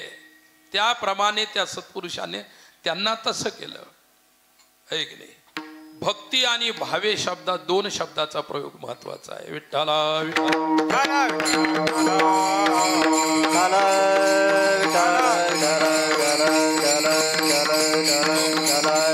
ज्ञानी पुरुषाने साधकाला त्याची जी जिज्ञासा होती त्या जिज्ञेसेनुसार त्याला तसं केलं. आणि ज्ञानी भगवत भक्ताने, या प्रेमी भक्ती शब्दाचा अर्थ आहे प्रेम, प्रेमी भगवत भक्ताने त्याच्या भावानुसार भगवत प्रतीती त्याला करून दिली, भगवत दर्शन त्याला करून दिलं. ज्ञानाच्या जिज्ञासाला ब्रह्मानुभूती आणि त्याचप्रमाणे प्रेमी भगवत भक्ताला त्याची भगवत प्राप्ती. एकाच वैष्णवाने दोन्ही प्रकारच्या जिज्ञासूंना दोन्ही प्रकारच्या अनुभूती दिल्या, या भगवत दर्शन घडवलं असं तुकोबारायांना या शब्दातून म्हणायचं आहे. विठ्ठला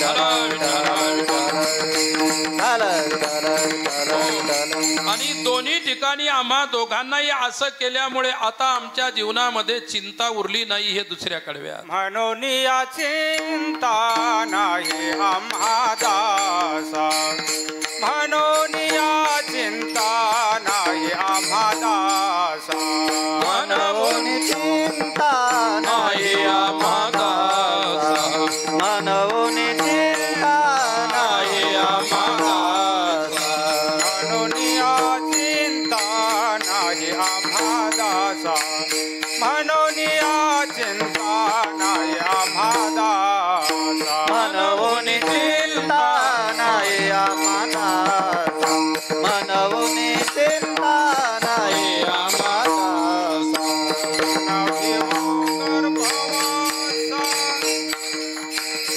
जन्म घेता नभिवो गर्भवासा, जन्म घेता म्हणून या चिंता नाही आम्हा दासा, म्हणून या चिंता नाही आम्हा दासा. न बेऊर जन्म घेता,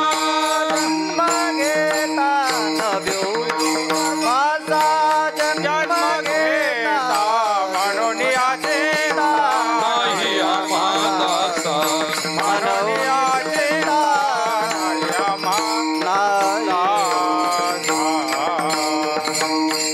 विठ्ठला विठ्ठला विठ्ठला विठ्ठला विठ्ठला विठ्ठला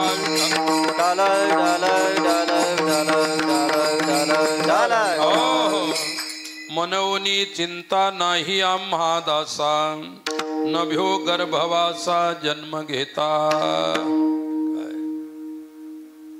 मनवनी चिंता, काय म्हणून चिंता राहिली नाही. ज्ञान पिपासूला ज्ञानाच्या द्वारे त्याचा मोक्ष मिळाल्यानंतर आता दुःख नावाची वस्तू त्याच्या जीवनात अनुभवाचा विषयच राहिली नाही. म्हणून चिंता करण्याचं काम नाही. अखंड अहोरात्र भजन केल्यानंतर जी खंत मनामध्ये होती, जी अशा प्रकारची अधुरी इच्छा मनामध्ये होती, त्या इच्छेला भगवत दर्शनाने भगवत प्राप्तीने परिपूर्ण केल्यानंतर न भक्त जिज्ञासूला चिंता राहिली, न ज्ञान जिज्ञासूला चिंता राहिली नाही. कारण दोघांमध्ये एक स्वयमेव दास्यत्व प्रगट झालेलं आहे. दास्यत्व फार मोलाचं असतं आणि जो ज्यावेळी तुम्ही दास व्हाल त्यावेळी तुम्हाला कोणतीही चिंता करण्याची आस राहणार, इच्छा राहणार नाही किंवा चिंता करण्याचा विषयच राहणार नाही. दास शब्दाचा अर्थच असा आहे विठ्ठला विठ्ठला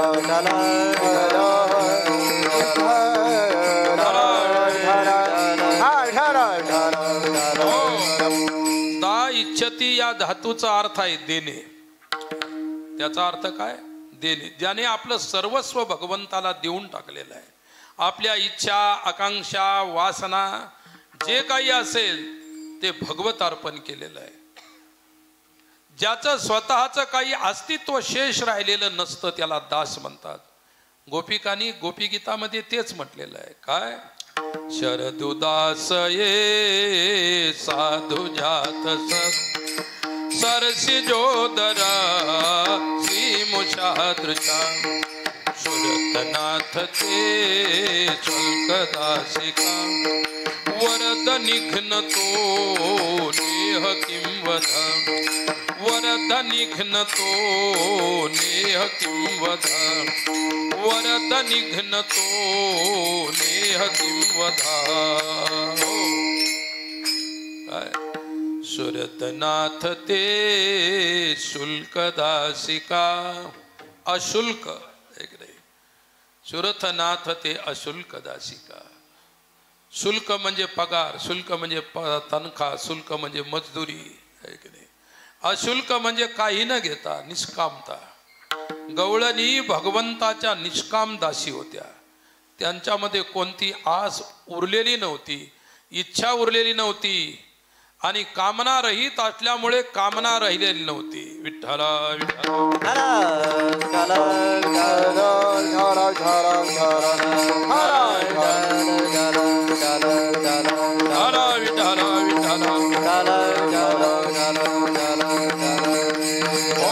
ज्यावेळी हृदयाचा विषय भगवंत होईल त्यावेळी चिंता राहणार नाही. चिंता ते पळाली गोकुळा बाहेरी प्रवेश भितरी केला देवे. चिंता ते पळाली गोकुळा बाहेरी प्रवेश भितरी केलेला देवे. प्रवेश भितरी केले चिंता ते पळाली गोकुळा बाहेरी प्रवेश भितरी केला देवे. चिंता हा सूक्ष्म शरीराचं लक्षण आहे. चिंता ही सूक्ष्म शरीरामध्ये तयार होत असते किंवा जन्म घेत असते. चिंता ही मनात राहते. चित्ता ही चित्तामध्ये राहत असते. चित्ताचा विषय चिंता आहे, मनाचा विषय चिंता आहे, हृदयाचा विषय चिंता आहे. आणि ज्यावेळी त्याच हृदयाचा विषय जर परमात्मा झाला तर चिंतेला राहण्याला जागा राहत नाही. म्हणून चिंता ते पळाली गोकुळा बाहेरी प्रवेश भितरी केला देवे. काय? इंद्रियाची सदैव धाव विषयाकडे असते. उपनिषद सांगतात परांच खानी व्यत्रनु स्वयंभू तस्मान परांग पश्यती नांतरात्मन. काय? तस्मान परांग पश्यती. बाहेरच्या विषयाला जाणण्यासाठी इंद्रियाची धाव असते. काय? अंतरात्मन न पश्यती. अंतरात्म्याला ते पाहत नाहीत. इंद्रिय नेहमी बाहेरच्या विषयाला पाहत असतात. म्हणून इंद्रिय बहिर्मुख आहेत. विठ्ठला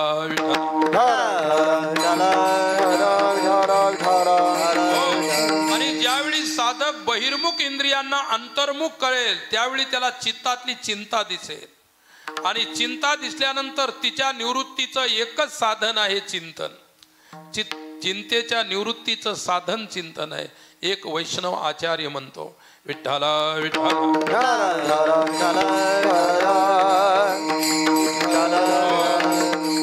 रे चित्त चिंतय चिरंचरणो मुरारे पारम गमिष्यसि यदा भवसागरस्य पुत्रा कलत्र मितरे नहि ते साया सर्व मृत्यू संसार सागरात भवामिन चिरात पार्थ मय्या वेशीत चेतताम.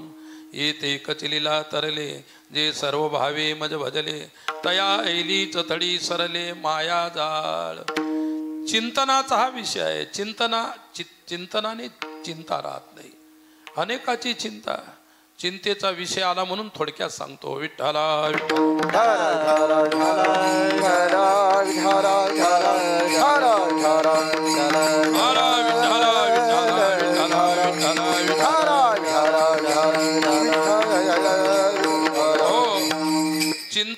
साधूमध्ये गुंतलेलं हृदयच वेगळं असतं पहा. असे क्वचित महात्मा आपल्याला पाहायला मिळतात. ते पूर्णतया चिंतनामध्ये समरस झालेले आहेत, एकरस झालेले आहेत, चिंतन स्वरूप झालेले आहेत. आम्ही वृंदावनला राहत असत. भागवत अध्ययन चालू होतं. स्वामी अखंडानंद सरस्वती भागवताचे अवतार होते आणि त्यांच्याकडे आम्हाला श्रीमद भागवत श्रवण करायला मिळालं. एक नाही, काशीला राममूर्तीजी होते पौराणिक, ज्यांनी श्रीमद भागवताची संस्कृत टीका लिहिलेली आहे 2 खंडामध्ये, मोठे खंड आहे. ते आमचे गुरुजी होते भागवत शिकवणारे. एका एका शब्दाचे एका एका श्लोकाचे अनंत अर्थ प्रस्तुत करत होते. काय ते समासाचे आचार्य होते. असे शब्दांचे समास तयार करायचे. विलक्षण प्रतिभा होती. आणि ते डोंगरे महाराजांचे गुरुबंधू होते. विठ्ठल विठ्ठल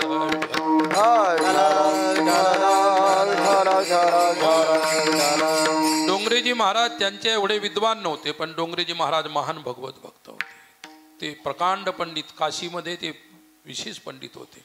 त्यांच्यासारखे पौराणिक दुसरं कोणीच नव्हतं. वैयाकरणी होते, वेदांती होते, न्याय आणि भागवताचे तर ते साक्षात गंगा जशी प्रवाहित असायची तसं भागवत त्यांच्या वाणीतून प्रवाहित व्हायचं. मोठमोठे साधू संत महात्मे त्यांच्याकडे शिकले आणि मलाही 2 वर्ष त्यांच्याकडे शिकण्याचा योग आला. विठ्ठल विठ्ठल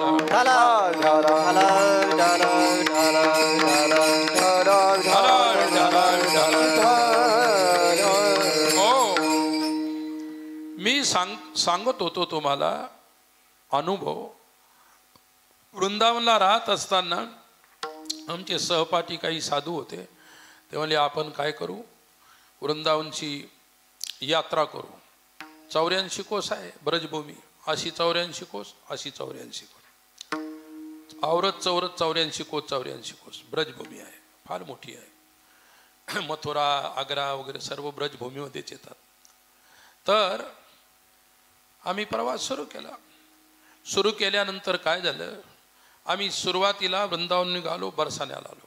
आपण म्हटलं बरसाण्याचं नंदगावचं दर्शन घेऊ आणि मग पुढचा प्रवास सुरू करू. असं काय नाही कुठून करायला पाहिजे कुठं बंद करायचं, सुरू तर सुरू प्रवास. निघालो. जात असताना काय झालं, एकादशी होती. ज्या दिवशी गेलो एकादशी होती, जवळ पैसा नाही. परिस्थिती अशी होती, अंगावर घालायला कपडा नव्हता पर्याप्त, राहायला आश्रम नव्हता, मठ नव्हता, घर नव्हतं, काय नव्हतं.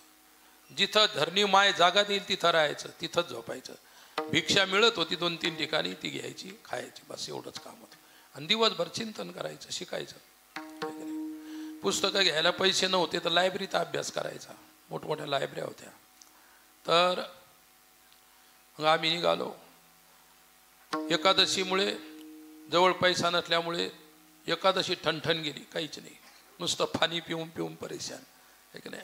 सध्याचे लोक लय भाग्यशाली आहेत. विठ्ठल विठ्ठल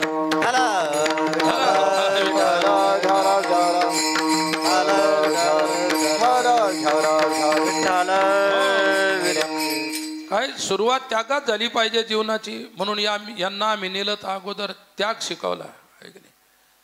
लुंग्या कशा नेसायच्या, लंगुट्या कशा नेसायच्या, भिक्षा कशी मागायची सुरुवात केली. आता कधीच पाहिलं नाही ते भिक्षा कशी मागायची आहे की नाही.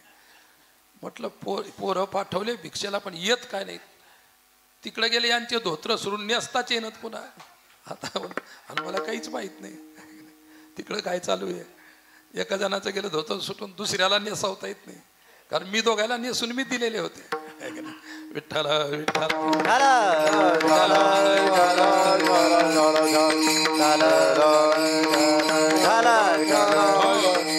आणि त्यावेळेस काय आता काहीच नाही. त्यावेळेस स्वभाव इतका खतरनाक कडक होता एक नाही. नुसतं बोललं तर समोरच्याच्या डोक्यावरचा आपोआप ओझं पडून जायचं, असं काम. या पोरावरती माझं प्रेम होतं, मी प्रेमानंच बोलायचं, असं काही नाही. आता कोणाला बेवाडायचं आणि कोणाला गोंजारायचं ते साधूलाच माहीत असतं. जे दूर राहिले पाहिजे त्यांना बेवाडून द्यायचं आणि जे जवळ राहिले पाहिजे त्यांना गोंजारत राहायचं, असं असतं ते. मग म्हटलं का रे इतका वेळ लागतो का तुम्हाला. ते म्हणे भिक्षा लवकर मिळाली. ऐक नाही, नवीन साधू नवीन साधक 100% खरा बोलत असतो, पण जुना झाल्यावर विश्वास नाही. विठ्ठल विठ्ठल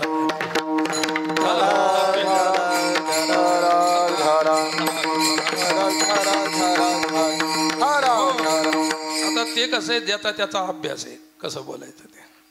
शहाणा झाल्यानंतर माणूस पुष्कळ अभ्यास करत असतो. मग म्हटलं का रे पोरो इतका उशीर लागतो का? नाही ना बाबा, धोतर पिटलं होतं, नेसताच येत नव्हतं.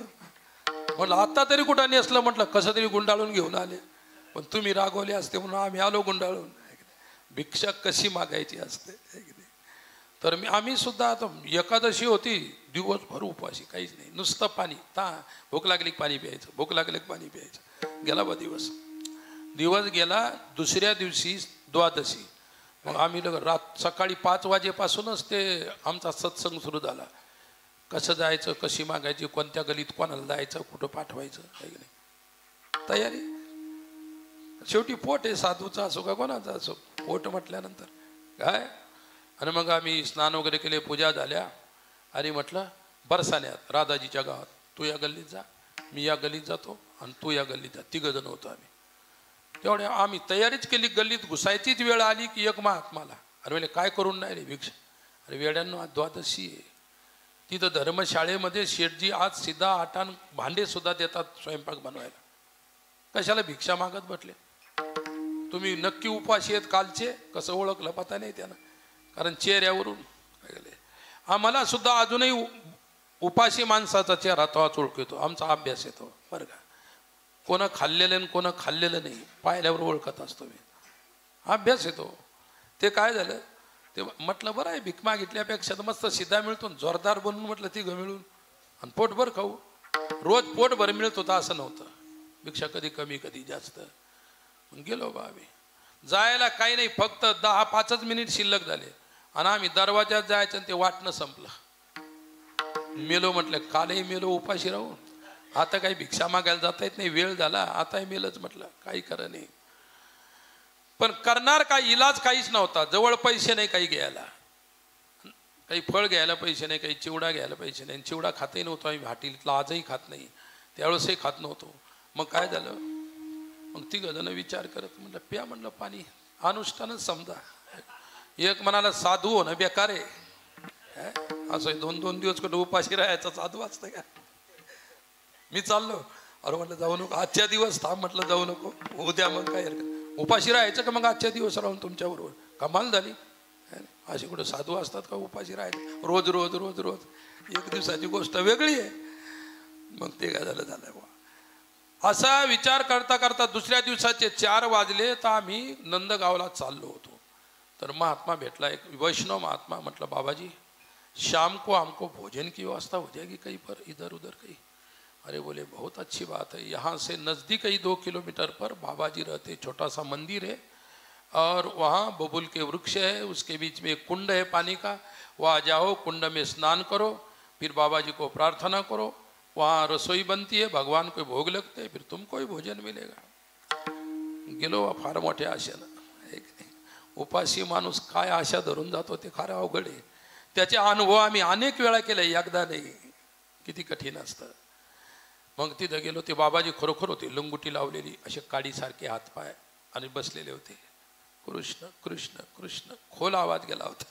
म्हटलं नक्की आम्ही उपाशीच आहे, आता काहीच करा नाही, आपल्याला चुकीचेच पत्ते मिळून राहिले. म्हटलं कालही चुकीचा पत्ता मिळाला, ते तिथं सीधा मिळणार होता सकाळी, तेही बोंबलला, आता हेही तसं दिसतं. परंतु तो जो घाई करत होता, मला विचारून घ्या अगोदर, तरी तर थांबायचं, हे नाही तर व्यवस्था होती की नहीं. मग गेलो त्या बाबाजीच्या पाया पडलो, बाबा कल हमारी एकादश थी, अभी तक अन्न नहीं मिला, भोजन की व्यवस्था हो जाएगी? बोले भैया क्या बात कर रहे हो, ये तो भगवान का मंदिर है, जो भी अतिथि आएगा उसके लिए तो भोजन मिलता ही है. मतलब चला काही हरकत नहीं आशा. बोले स्नान करके आओ, थोड़ा भगवान के सामने बैठ के भजन करो, तब तो रसोई बन जाएगी. तोपर्यंत आमच्यातला लगेच त्या झोपड्यात सुद्धा फिरून आला. त्याच्यात काहीच नव्हतं, डाळ नाही, दाणा नाही, पीठ नाही, फक्त एक चुलीवर मडकन त्याच्यात पाणी ठेवलेलं होतं, काहीच नव्हतं दुसरं. माझ्या कानात मला तिथं काय स्वयंपाकाची व्यवस्था दिसत नाही, आणि इथं थांबायचं कशाला, आपण गावात जाऊ. नाही म्हटलं, आता बाबाजीला विचारलं ना तर आता जाता येत नसतं. म्हटलं हा नियम आहे, त्यांनी सांगितलं थांबा. अरे बाप रे, म्हटलं मेलो. म्हणलं आज तर मी जिवंत राहू शकत नाही. म्हणलं माझं प्रेतच उचलणं भाग आहे तुम्हाला. म्हटलं मन व्हा काही बी. बाबाजी भजन आमच्या बरोबर करू लागले. ते पुढं म्हणायचे सुरदासजीचे अतिशय गोड पद. विठ्ठल विठ्ठल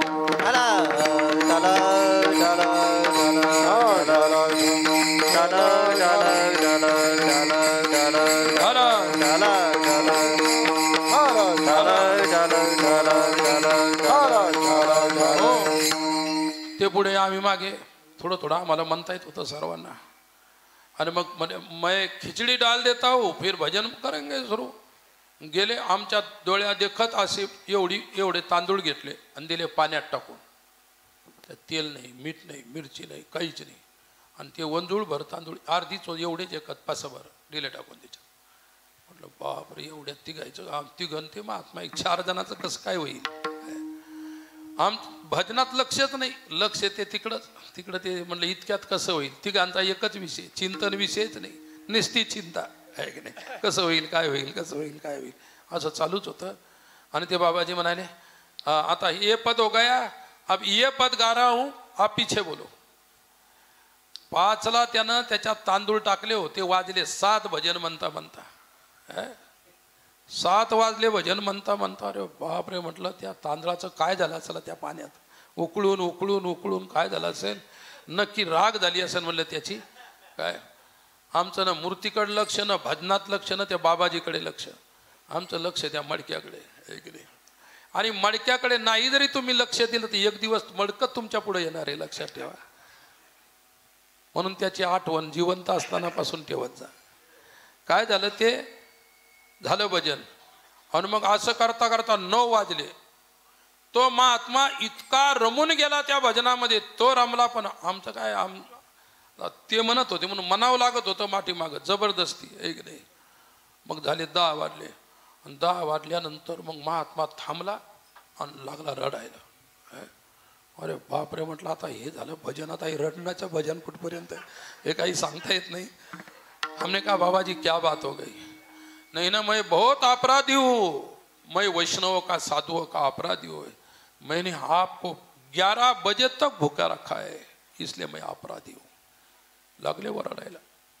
मग इकडून तिकडून त्याचे डोळे पूस, पाठीला चोळ, डोळे पूस, हे कर, डोक्याला लाभ करता करता थोडंसं शांत झालं. बोले आप लगेगा भोग. मग ते गेले. ते मडकच उचललं. दुसरं भांडत नव्हतं त्या आश्रमात. ते आश्रम म्हणजे झोपडंच होतं. ते मडकं आणलं, देवापुढं ठेवलं. वा सुगंध ते यायला लागला. पण खिचडी काही दिसत नव्हती. सुगंध यायला लागला त्या खिचडीचा सुगंध. बोले आप क्या होगा, भोग का भजन होगा, फिर भोग लगाया जाएगा. अरे बापरे म्हटलं आता कोणतं भजन झालं. आता भोगाचंच भजन. भोगाचं म्हणजे नैवेद्याचे भजन. ते राहिलं होतं. ते सुरू केलं. असं करता करता अर्धा घंटा झालं तेही भजन. आणि मग तेच गेले, उठले, केळीचे पानं टाकले, मडकं ठेवलं आमच्या पुढं. म्हणलं आता वाढतो काय. 5ला टाकलेले तांदूळ आता 11:30ला वाढायचे. तुमचे तांदूळ राहू शकतात का 5ला टाकलेले 11:30 वाजेपर्यंत रात्रीच्या. तुमच्या तांदळाचं काय होईल हे सांगता येत नाही. महात्माजीनं एक खापर होतं, चमचा सुद्धा नव्हता. एक नाही ते तरी बरं होतं. त्या काळात चमचे नव्हते. विठ्ठला विठ्ठला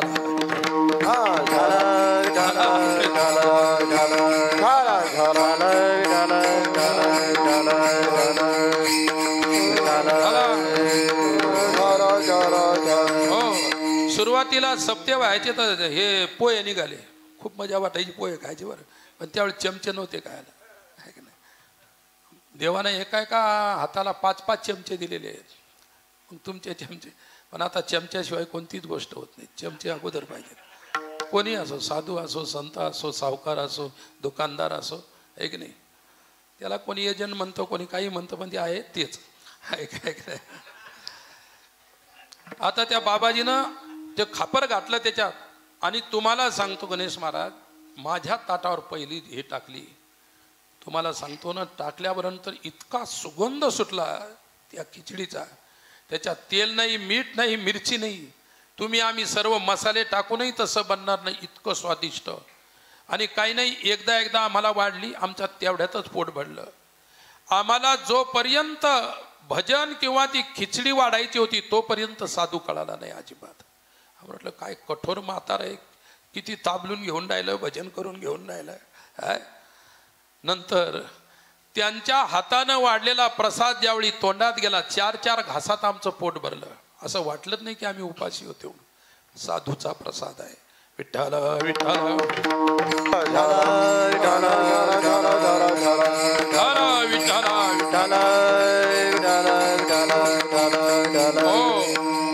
आम्ही भोजन केलं. हमने कहा बाबा और कोई भजन रहा है?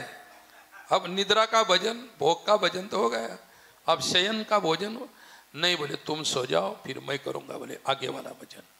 तो 12-1 वाजेपर्यंत त्यांचं भजन ऐकू येत होतं. आम्ही ते म्हणत होते. आम्ही पडल्या 2 दिवसाचे उपवासीन ती खिचडी खाल्ल्यानंतर गरम गरम खिचडी झोप लागून गेल्या. सकाळी उठल्यानंतर बाबा नव्हते तिथं. बाबा नव्हते. बाबा नव्हते. ज्यांनी आम्हाला तिकडं पाठवलं होतं ते बोले मेरा ही स्थान बाजू में ही है लेकिन मेरे पास आज कुछ नहीं है. तिथं गेलो ते स्थान बी नव्हतं ते बाबाही नव्हते. हेही बाबा नव्हते. कोण बाबा होते राम जाणे, ते परमेश्वरालाच माहीत. ही अनुभूती अनुभव आहेत. विठ्ठला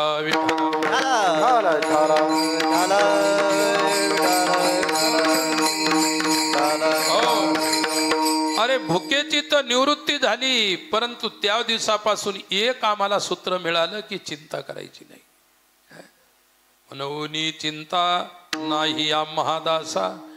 दास झाल्याशिवाय चिंतेची निवृत्ती होत नाही. दास झाल्यानंतर अभिलाषा, आशा, इच्छा, आकांक्षाच राहणार नाहीत. मग चिंता कशाची करायची? एक गोष्ट. आणि दुसरी फलश्रुती नभ्यो गर्भवासा जन्म घेता. पुन्हा जरी अशा वैष्णवाला घेईन मी जन्म याजसाठी देवा, तुझी चरण सेवा साधावया विठोबार घुमाये घोबार घुमाये घोबार घुमाये घुमाये घोबार घुमाये घोबार घुमाये घोबार घुमाये घोबार घुमाये घोबार घुमाये घोबार घुमाये घोबार घुमाये घोबार घुमाये आपुलिया इच्छा करू गदारोळ भोगू सर्व काळ सर्व सुखे. सरळ सरळ 2 पदांचा अर्थ, 2 कडव्यांचा. आपुलिया इच्छा करू गदारोळ. चिंतेच्या निवृत्तीनंतर आता आनंदाची आनंद. तुम्ही आम्ही खेळीमेळी गदारोळी आनंदे. काय आपुलिया इच्छा करू गदारोळ भोगू सर्व काळ सर्व सुखे. ज्ञानोत्तर भक्तीचं लक्षण सांगितलं. आता केवळ भक्तीचा आनंदच लुटायचा. काय ज्ञानाच्या आनंदाच्या नंतर भक्तीचा आनंद काही महत्वाचा नसतो. ज्ञानानंद ब्रह्मानंद हा सर्व शेवटचा आनंद आहे. परंतु भक्तीचा जो प्रेमानंद आहे तो लुटायचा शेष राहिला असेल तर विठ्ठला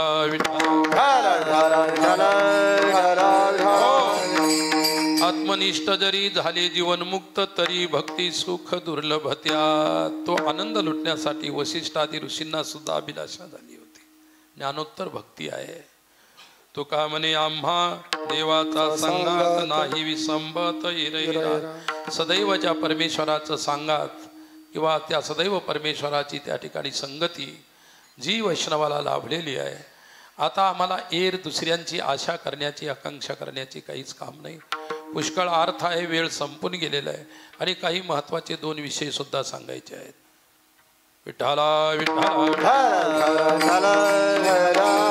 विठ्ठला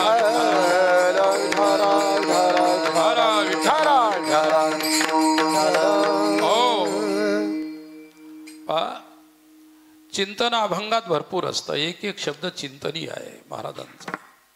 महाराजांच्या प्रती आपली सर्वांची माझी सुद्धा अनन्य निष्ठा आहे तुकोबारायांच्या प्रती. काय तुकोबारायांसारखे संत न भूतो न भविष्यती मी सदैव सांगत असतो. अशा महापुरुषांची कृपा आहे.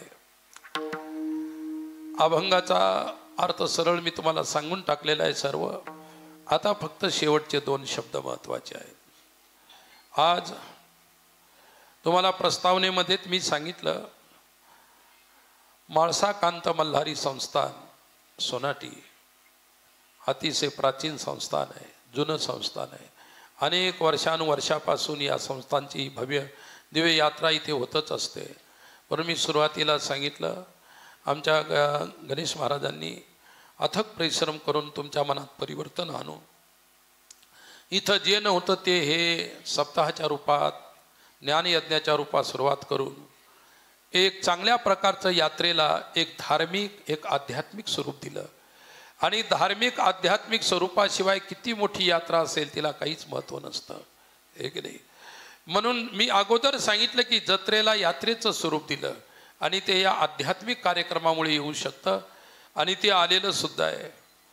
काय अनेक वेळा मी सुद्धा सेवेसाठी येत असतो. सेवा मिळेल न मिळेल गणेश महाराज मला या तुमच्या कार्यक्रमाचा अवश्य फोन करत असतात. आणि सेवा नाही मिळाली तरी नाराजी नाही, त्यांना कल्पना आहे सर्व. काय काही सांगायचं काम नाही. म्हणून त्यांचंही प्रेम आहे, तुमच्या सर्व गावकऱ्यांचंही प्रेम आहे. आणि मला कसं वाटतं की इकडे आले म्हणजे आपले जुने जे काही गोष्टी आहेत ते चेहरे पाहिल्यानंतर आठवणीत येतात. आपण कीर्तन करण्याच्या हेतून इकडे येतच नसतो, फक्त जुन्या गोष्टी सांगाव्याशा वाटतात आणि तेच खरं कीर्तन आहे, हे की नाही. साधू चरित्रात जे जे आलेलं आहे ते सर्व कीर्तनच असतं, लक्षात ठेवा. कीर्तनाला सोडून काही नाही. आणि म्हणून आज आपल्या या सोनाटीच्या भगवंताच्या या उत्सवातील ही सेवा संपन्न झाली.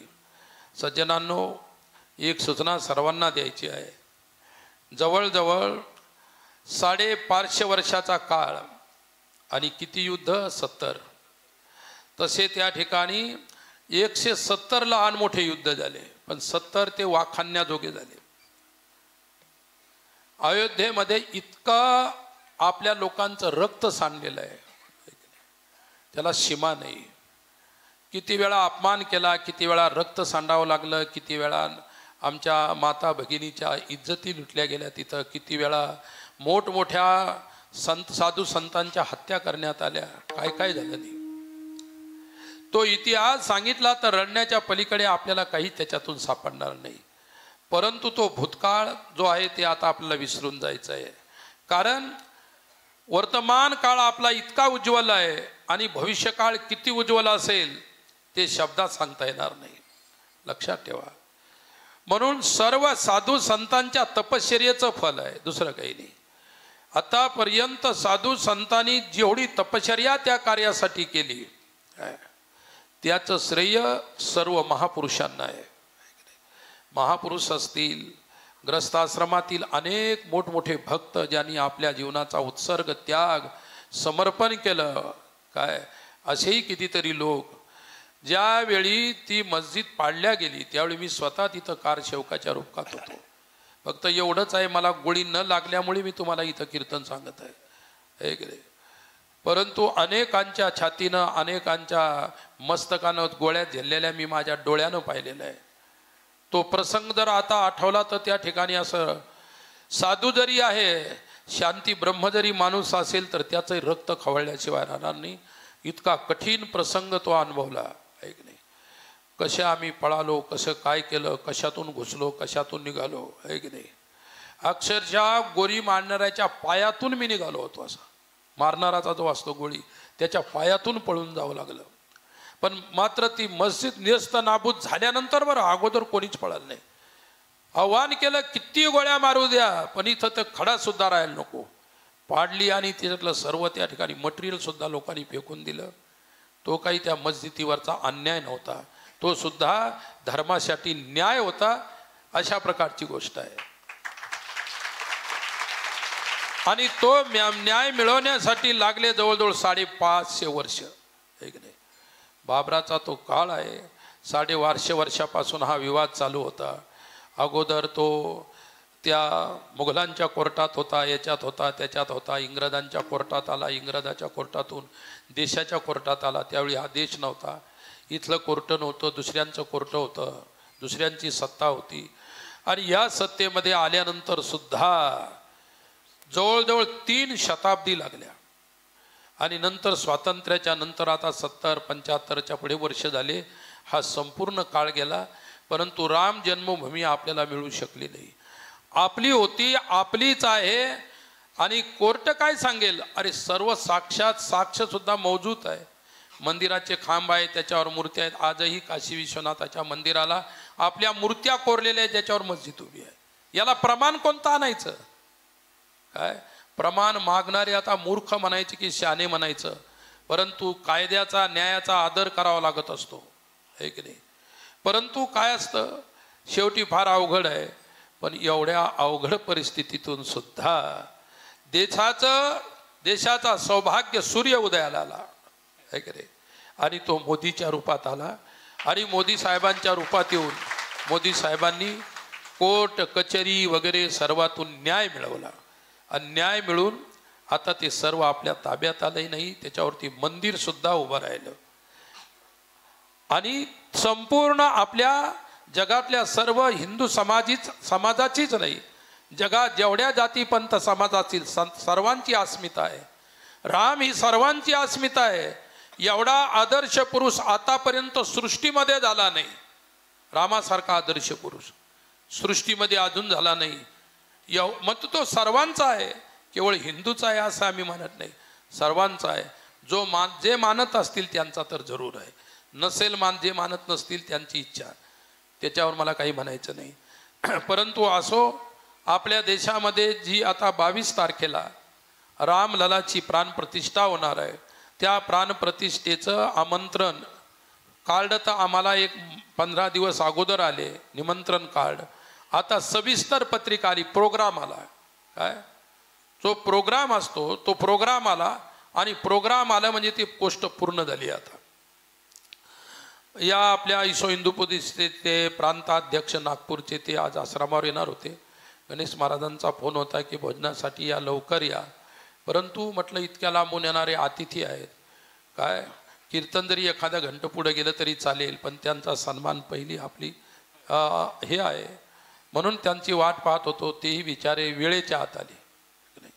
काय शिस्त आहे, RSS आहे, इसो हिंदू परिषद एक शिस्त आहे, नियमावली आहे त्यांची, एक नाही.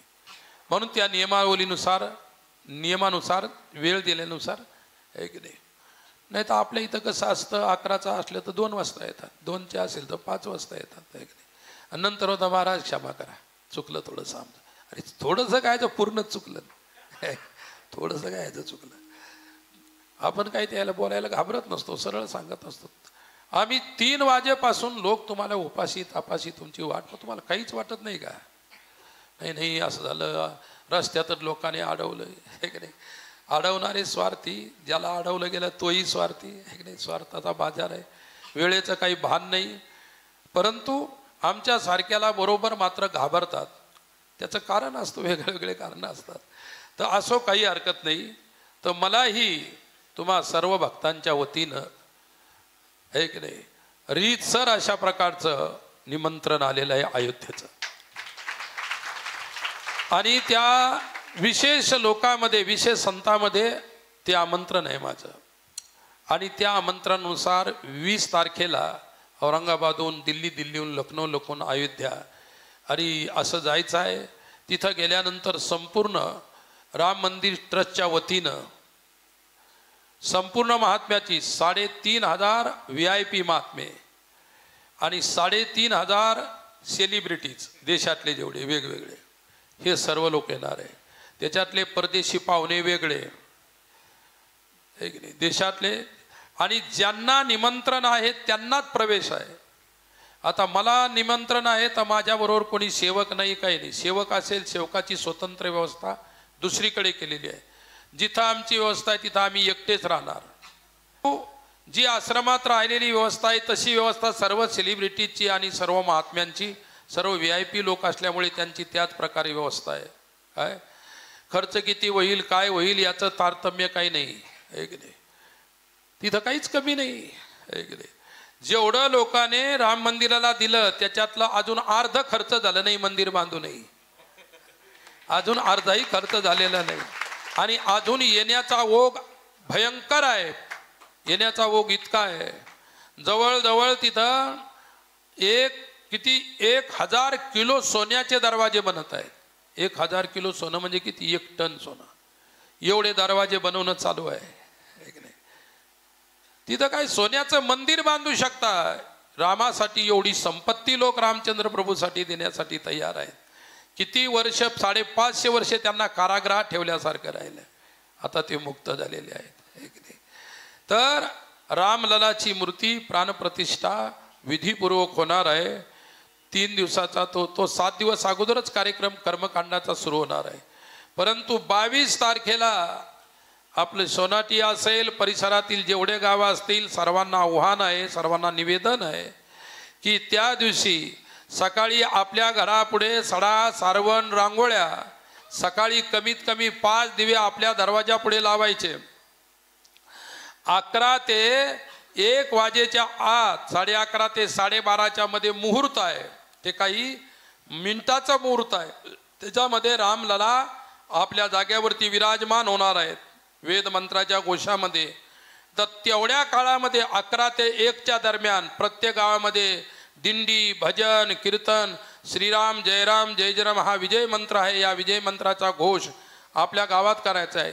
सकाळी आपण आपल्या प्रत्येक गावातल्या भजन मंडळीच्या वतीने महिला पुरुष असतील सर्वांनी दिंडी काढायची आपल्या गावात आणि आपल्या गावातलं जे मुख्य मंदिर असेल त्या मंदिरावर यायचं आणि 11 ते 1 भगवान रामाच्यासाठी भगवंताचं स्मरण, कीर्तन आदी करण्यासाठी ते 2 घंट्याचा काळ द्यायचा आहे.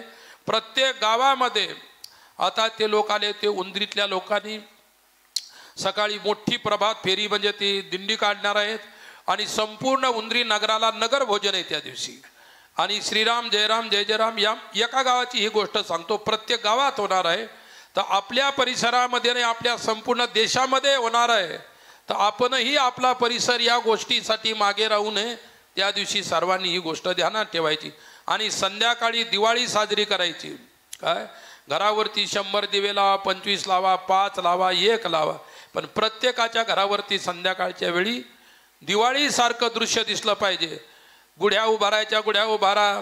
या आपले भगवे ध्वज असतील, एखादा तरी भगवा ध्वज आपल्या घरावर लावा.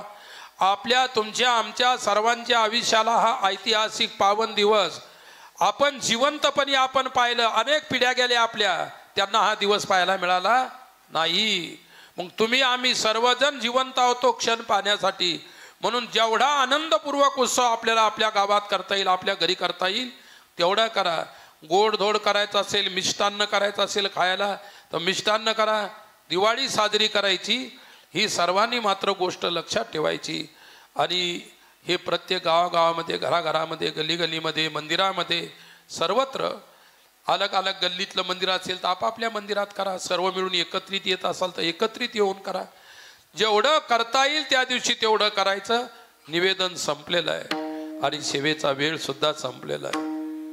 म्हणून झालेली सेवा आमच्या माळसाकांत मल्हारी मार्तंड संस्थांच्या वतीनं आमचे अध्यक्ष डॉक्टर साहेब असतील, संचालक मंडळ असेल, काय दरवर्षी आश्रमावर येतात सेवा घेण्यासाठी.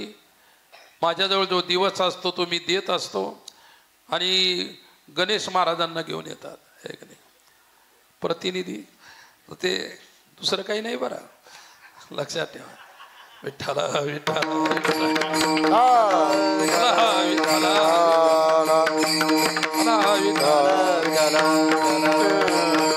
हो, घरचा विषय आहे म्हणून हसी मजाकचा विषय आहे, दुसरं काही नाही. थोडासा वेळ जरूर झालेला आहे, त्या वेळाला काही महत्त्व नाही. माझ्या जीवनामध्ये तुम्हाला महत्त्व आहे. तुम्ही मला खूप प्रेम दिलेलं आहे आणि त्याच प्रेमाच्या भाषेमध्ये तुमच्याशी एक संवाद अनुवाद करण्यासाठी मी जरूर येत असतो. आणि म्हणून सोनाटी सुद्धा खंडेरायाचं हे अतिशय पावन, पवित्र आणि प्राचीन ठिकाण आहे. याचा पुष्कळ तुम्ही अशा प्रकारचा विकास केला, उद्धार केला, छोट्याशा याच्यातून मोठं केलं. सर्व संचालक मंडळी पारदर्शी असल्यामुळे यांचं कार्य अतिशय उत्तम आहे. खंडेरायाने पुन्हा त्यांना अशी सदैव सद्बुद्धी देत राहावी आणि अशा प्रकारचा भगवंताचे अनंत आशीर्वाद त्यांच्या पाठीमागे आहेत. आणि जाताना मी सुद्धा या पवित्र कार्यासाठी या मंडळीला आशीर्वाद देतो आणि या सर्वांचं खूप खूप खूप कौतुक करतो. झालेल्या सेवेला खंडेरायाच्या चरणी समर्पित. ज्ञानेश्वर माऊली ज्ञानराम माऊली, ज्ञानेश्वर माऊली ज्ञानराम, जय जय ज्ञानेश्वर माऊली ज्ञानराम माऊली, ज्ञानेश्वर माऊली ज्ञानराम. जय विठ्ठल जय. हा बोलिले करू वेळे वाकुडे उत्तर क्षमा पराधम. पूर्व पुण्य काहीतरी आपलं अनुकूल असेल त्यामुळे एवढे गुरुदेव आपल्याला दरवर्षी सुलभ होतात आणि सेवा करण्यासाठी आपल्या संस्थानला दरवर्षी भेट देतात. जेवढं संचालक मंडळावर त्यांचं प्रेम आहे तेवढंच आबालवृद्धांवर सुद्धा त्यांचं प्रेम आहे. साधूंच्या दृष्टीने सर्वच लहान मोठी थोर एका समकक्षेत असतात. पूजनीय गुरुदेव स्वामीजींचं स्थान आपण आत्ताच्या कीर्तनावरून लक्षात आलं असेल. भारतवर्षामध्ये लाखो संत आहेत, पण लाखो संतांमध्ये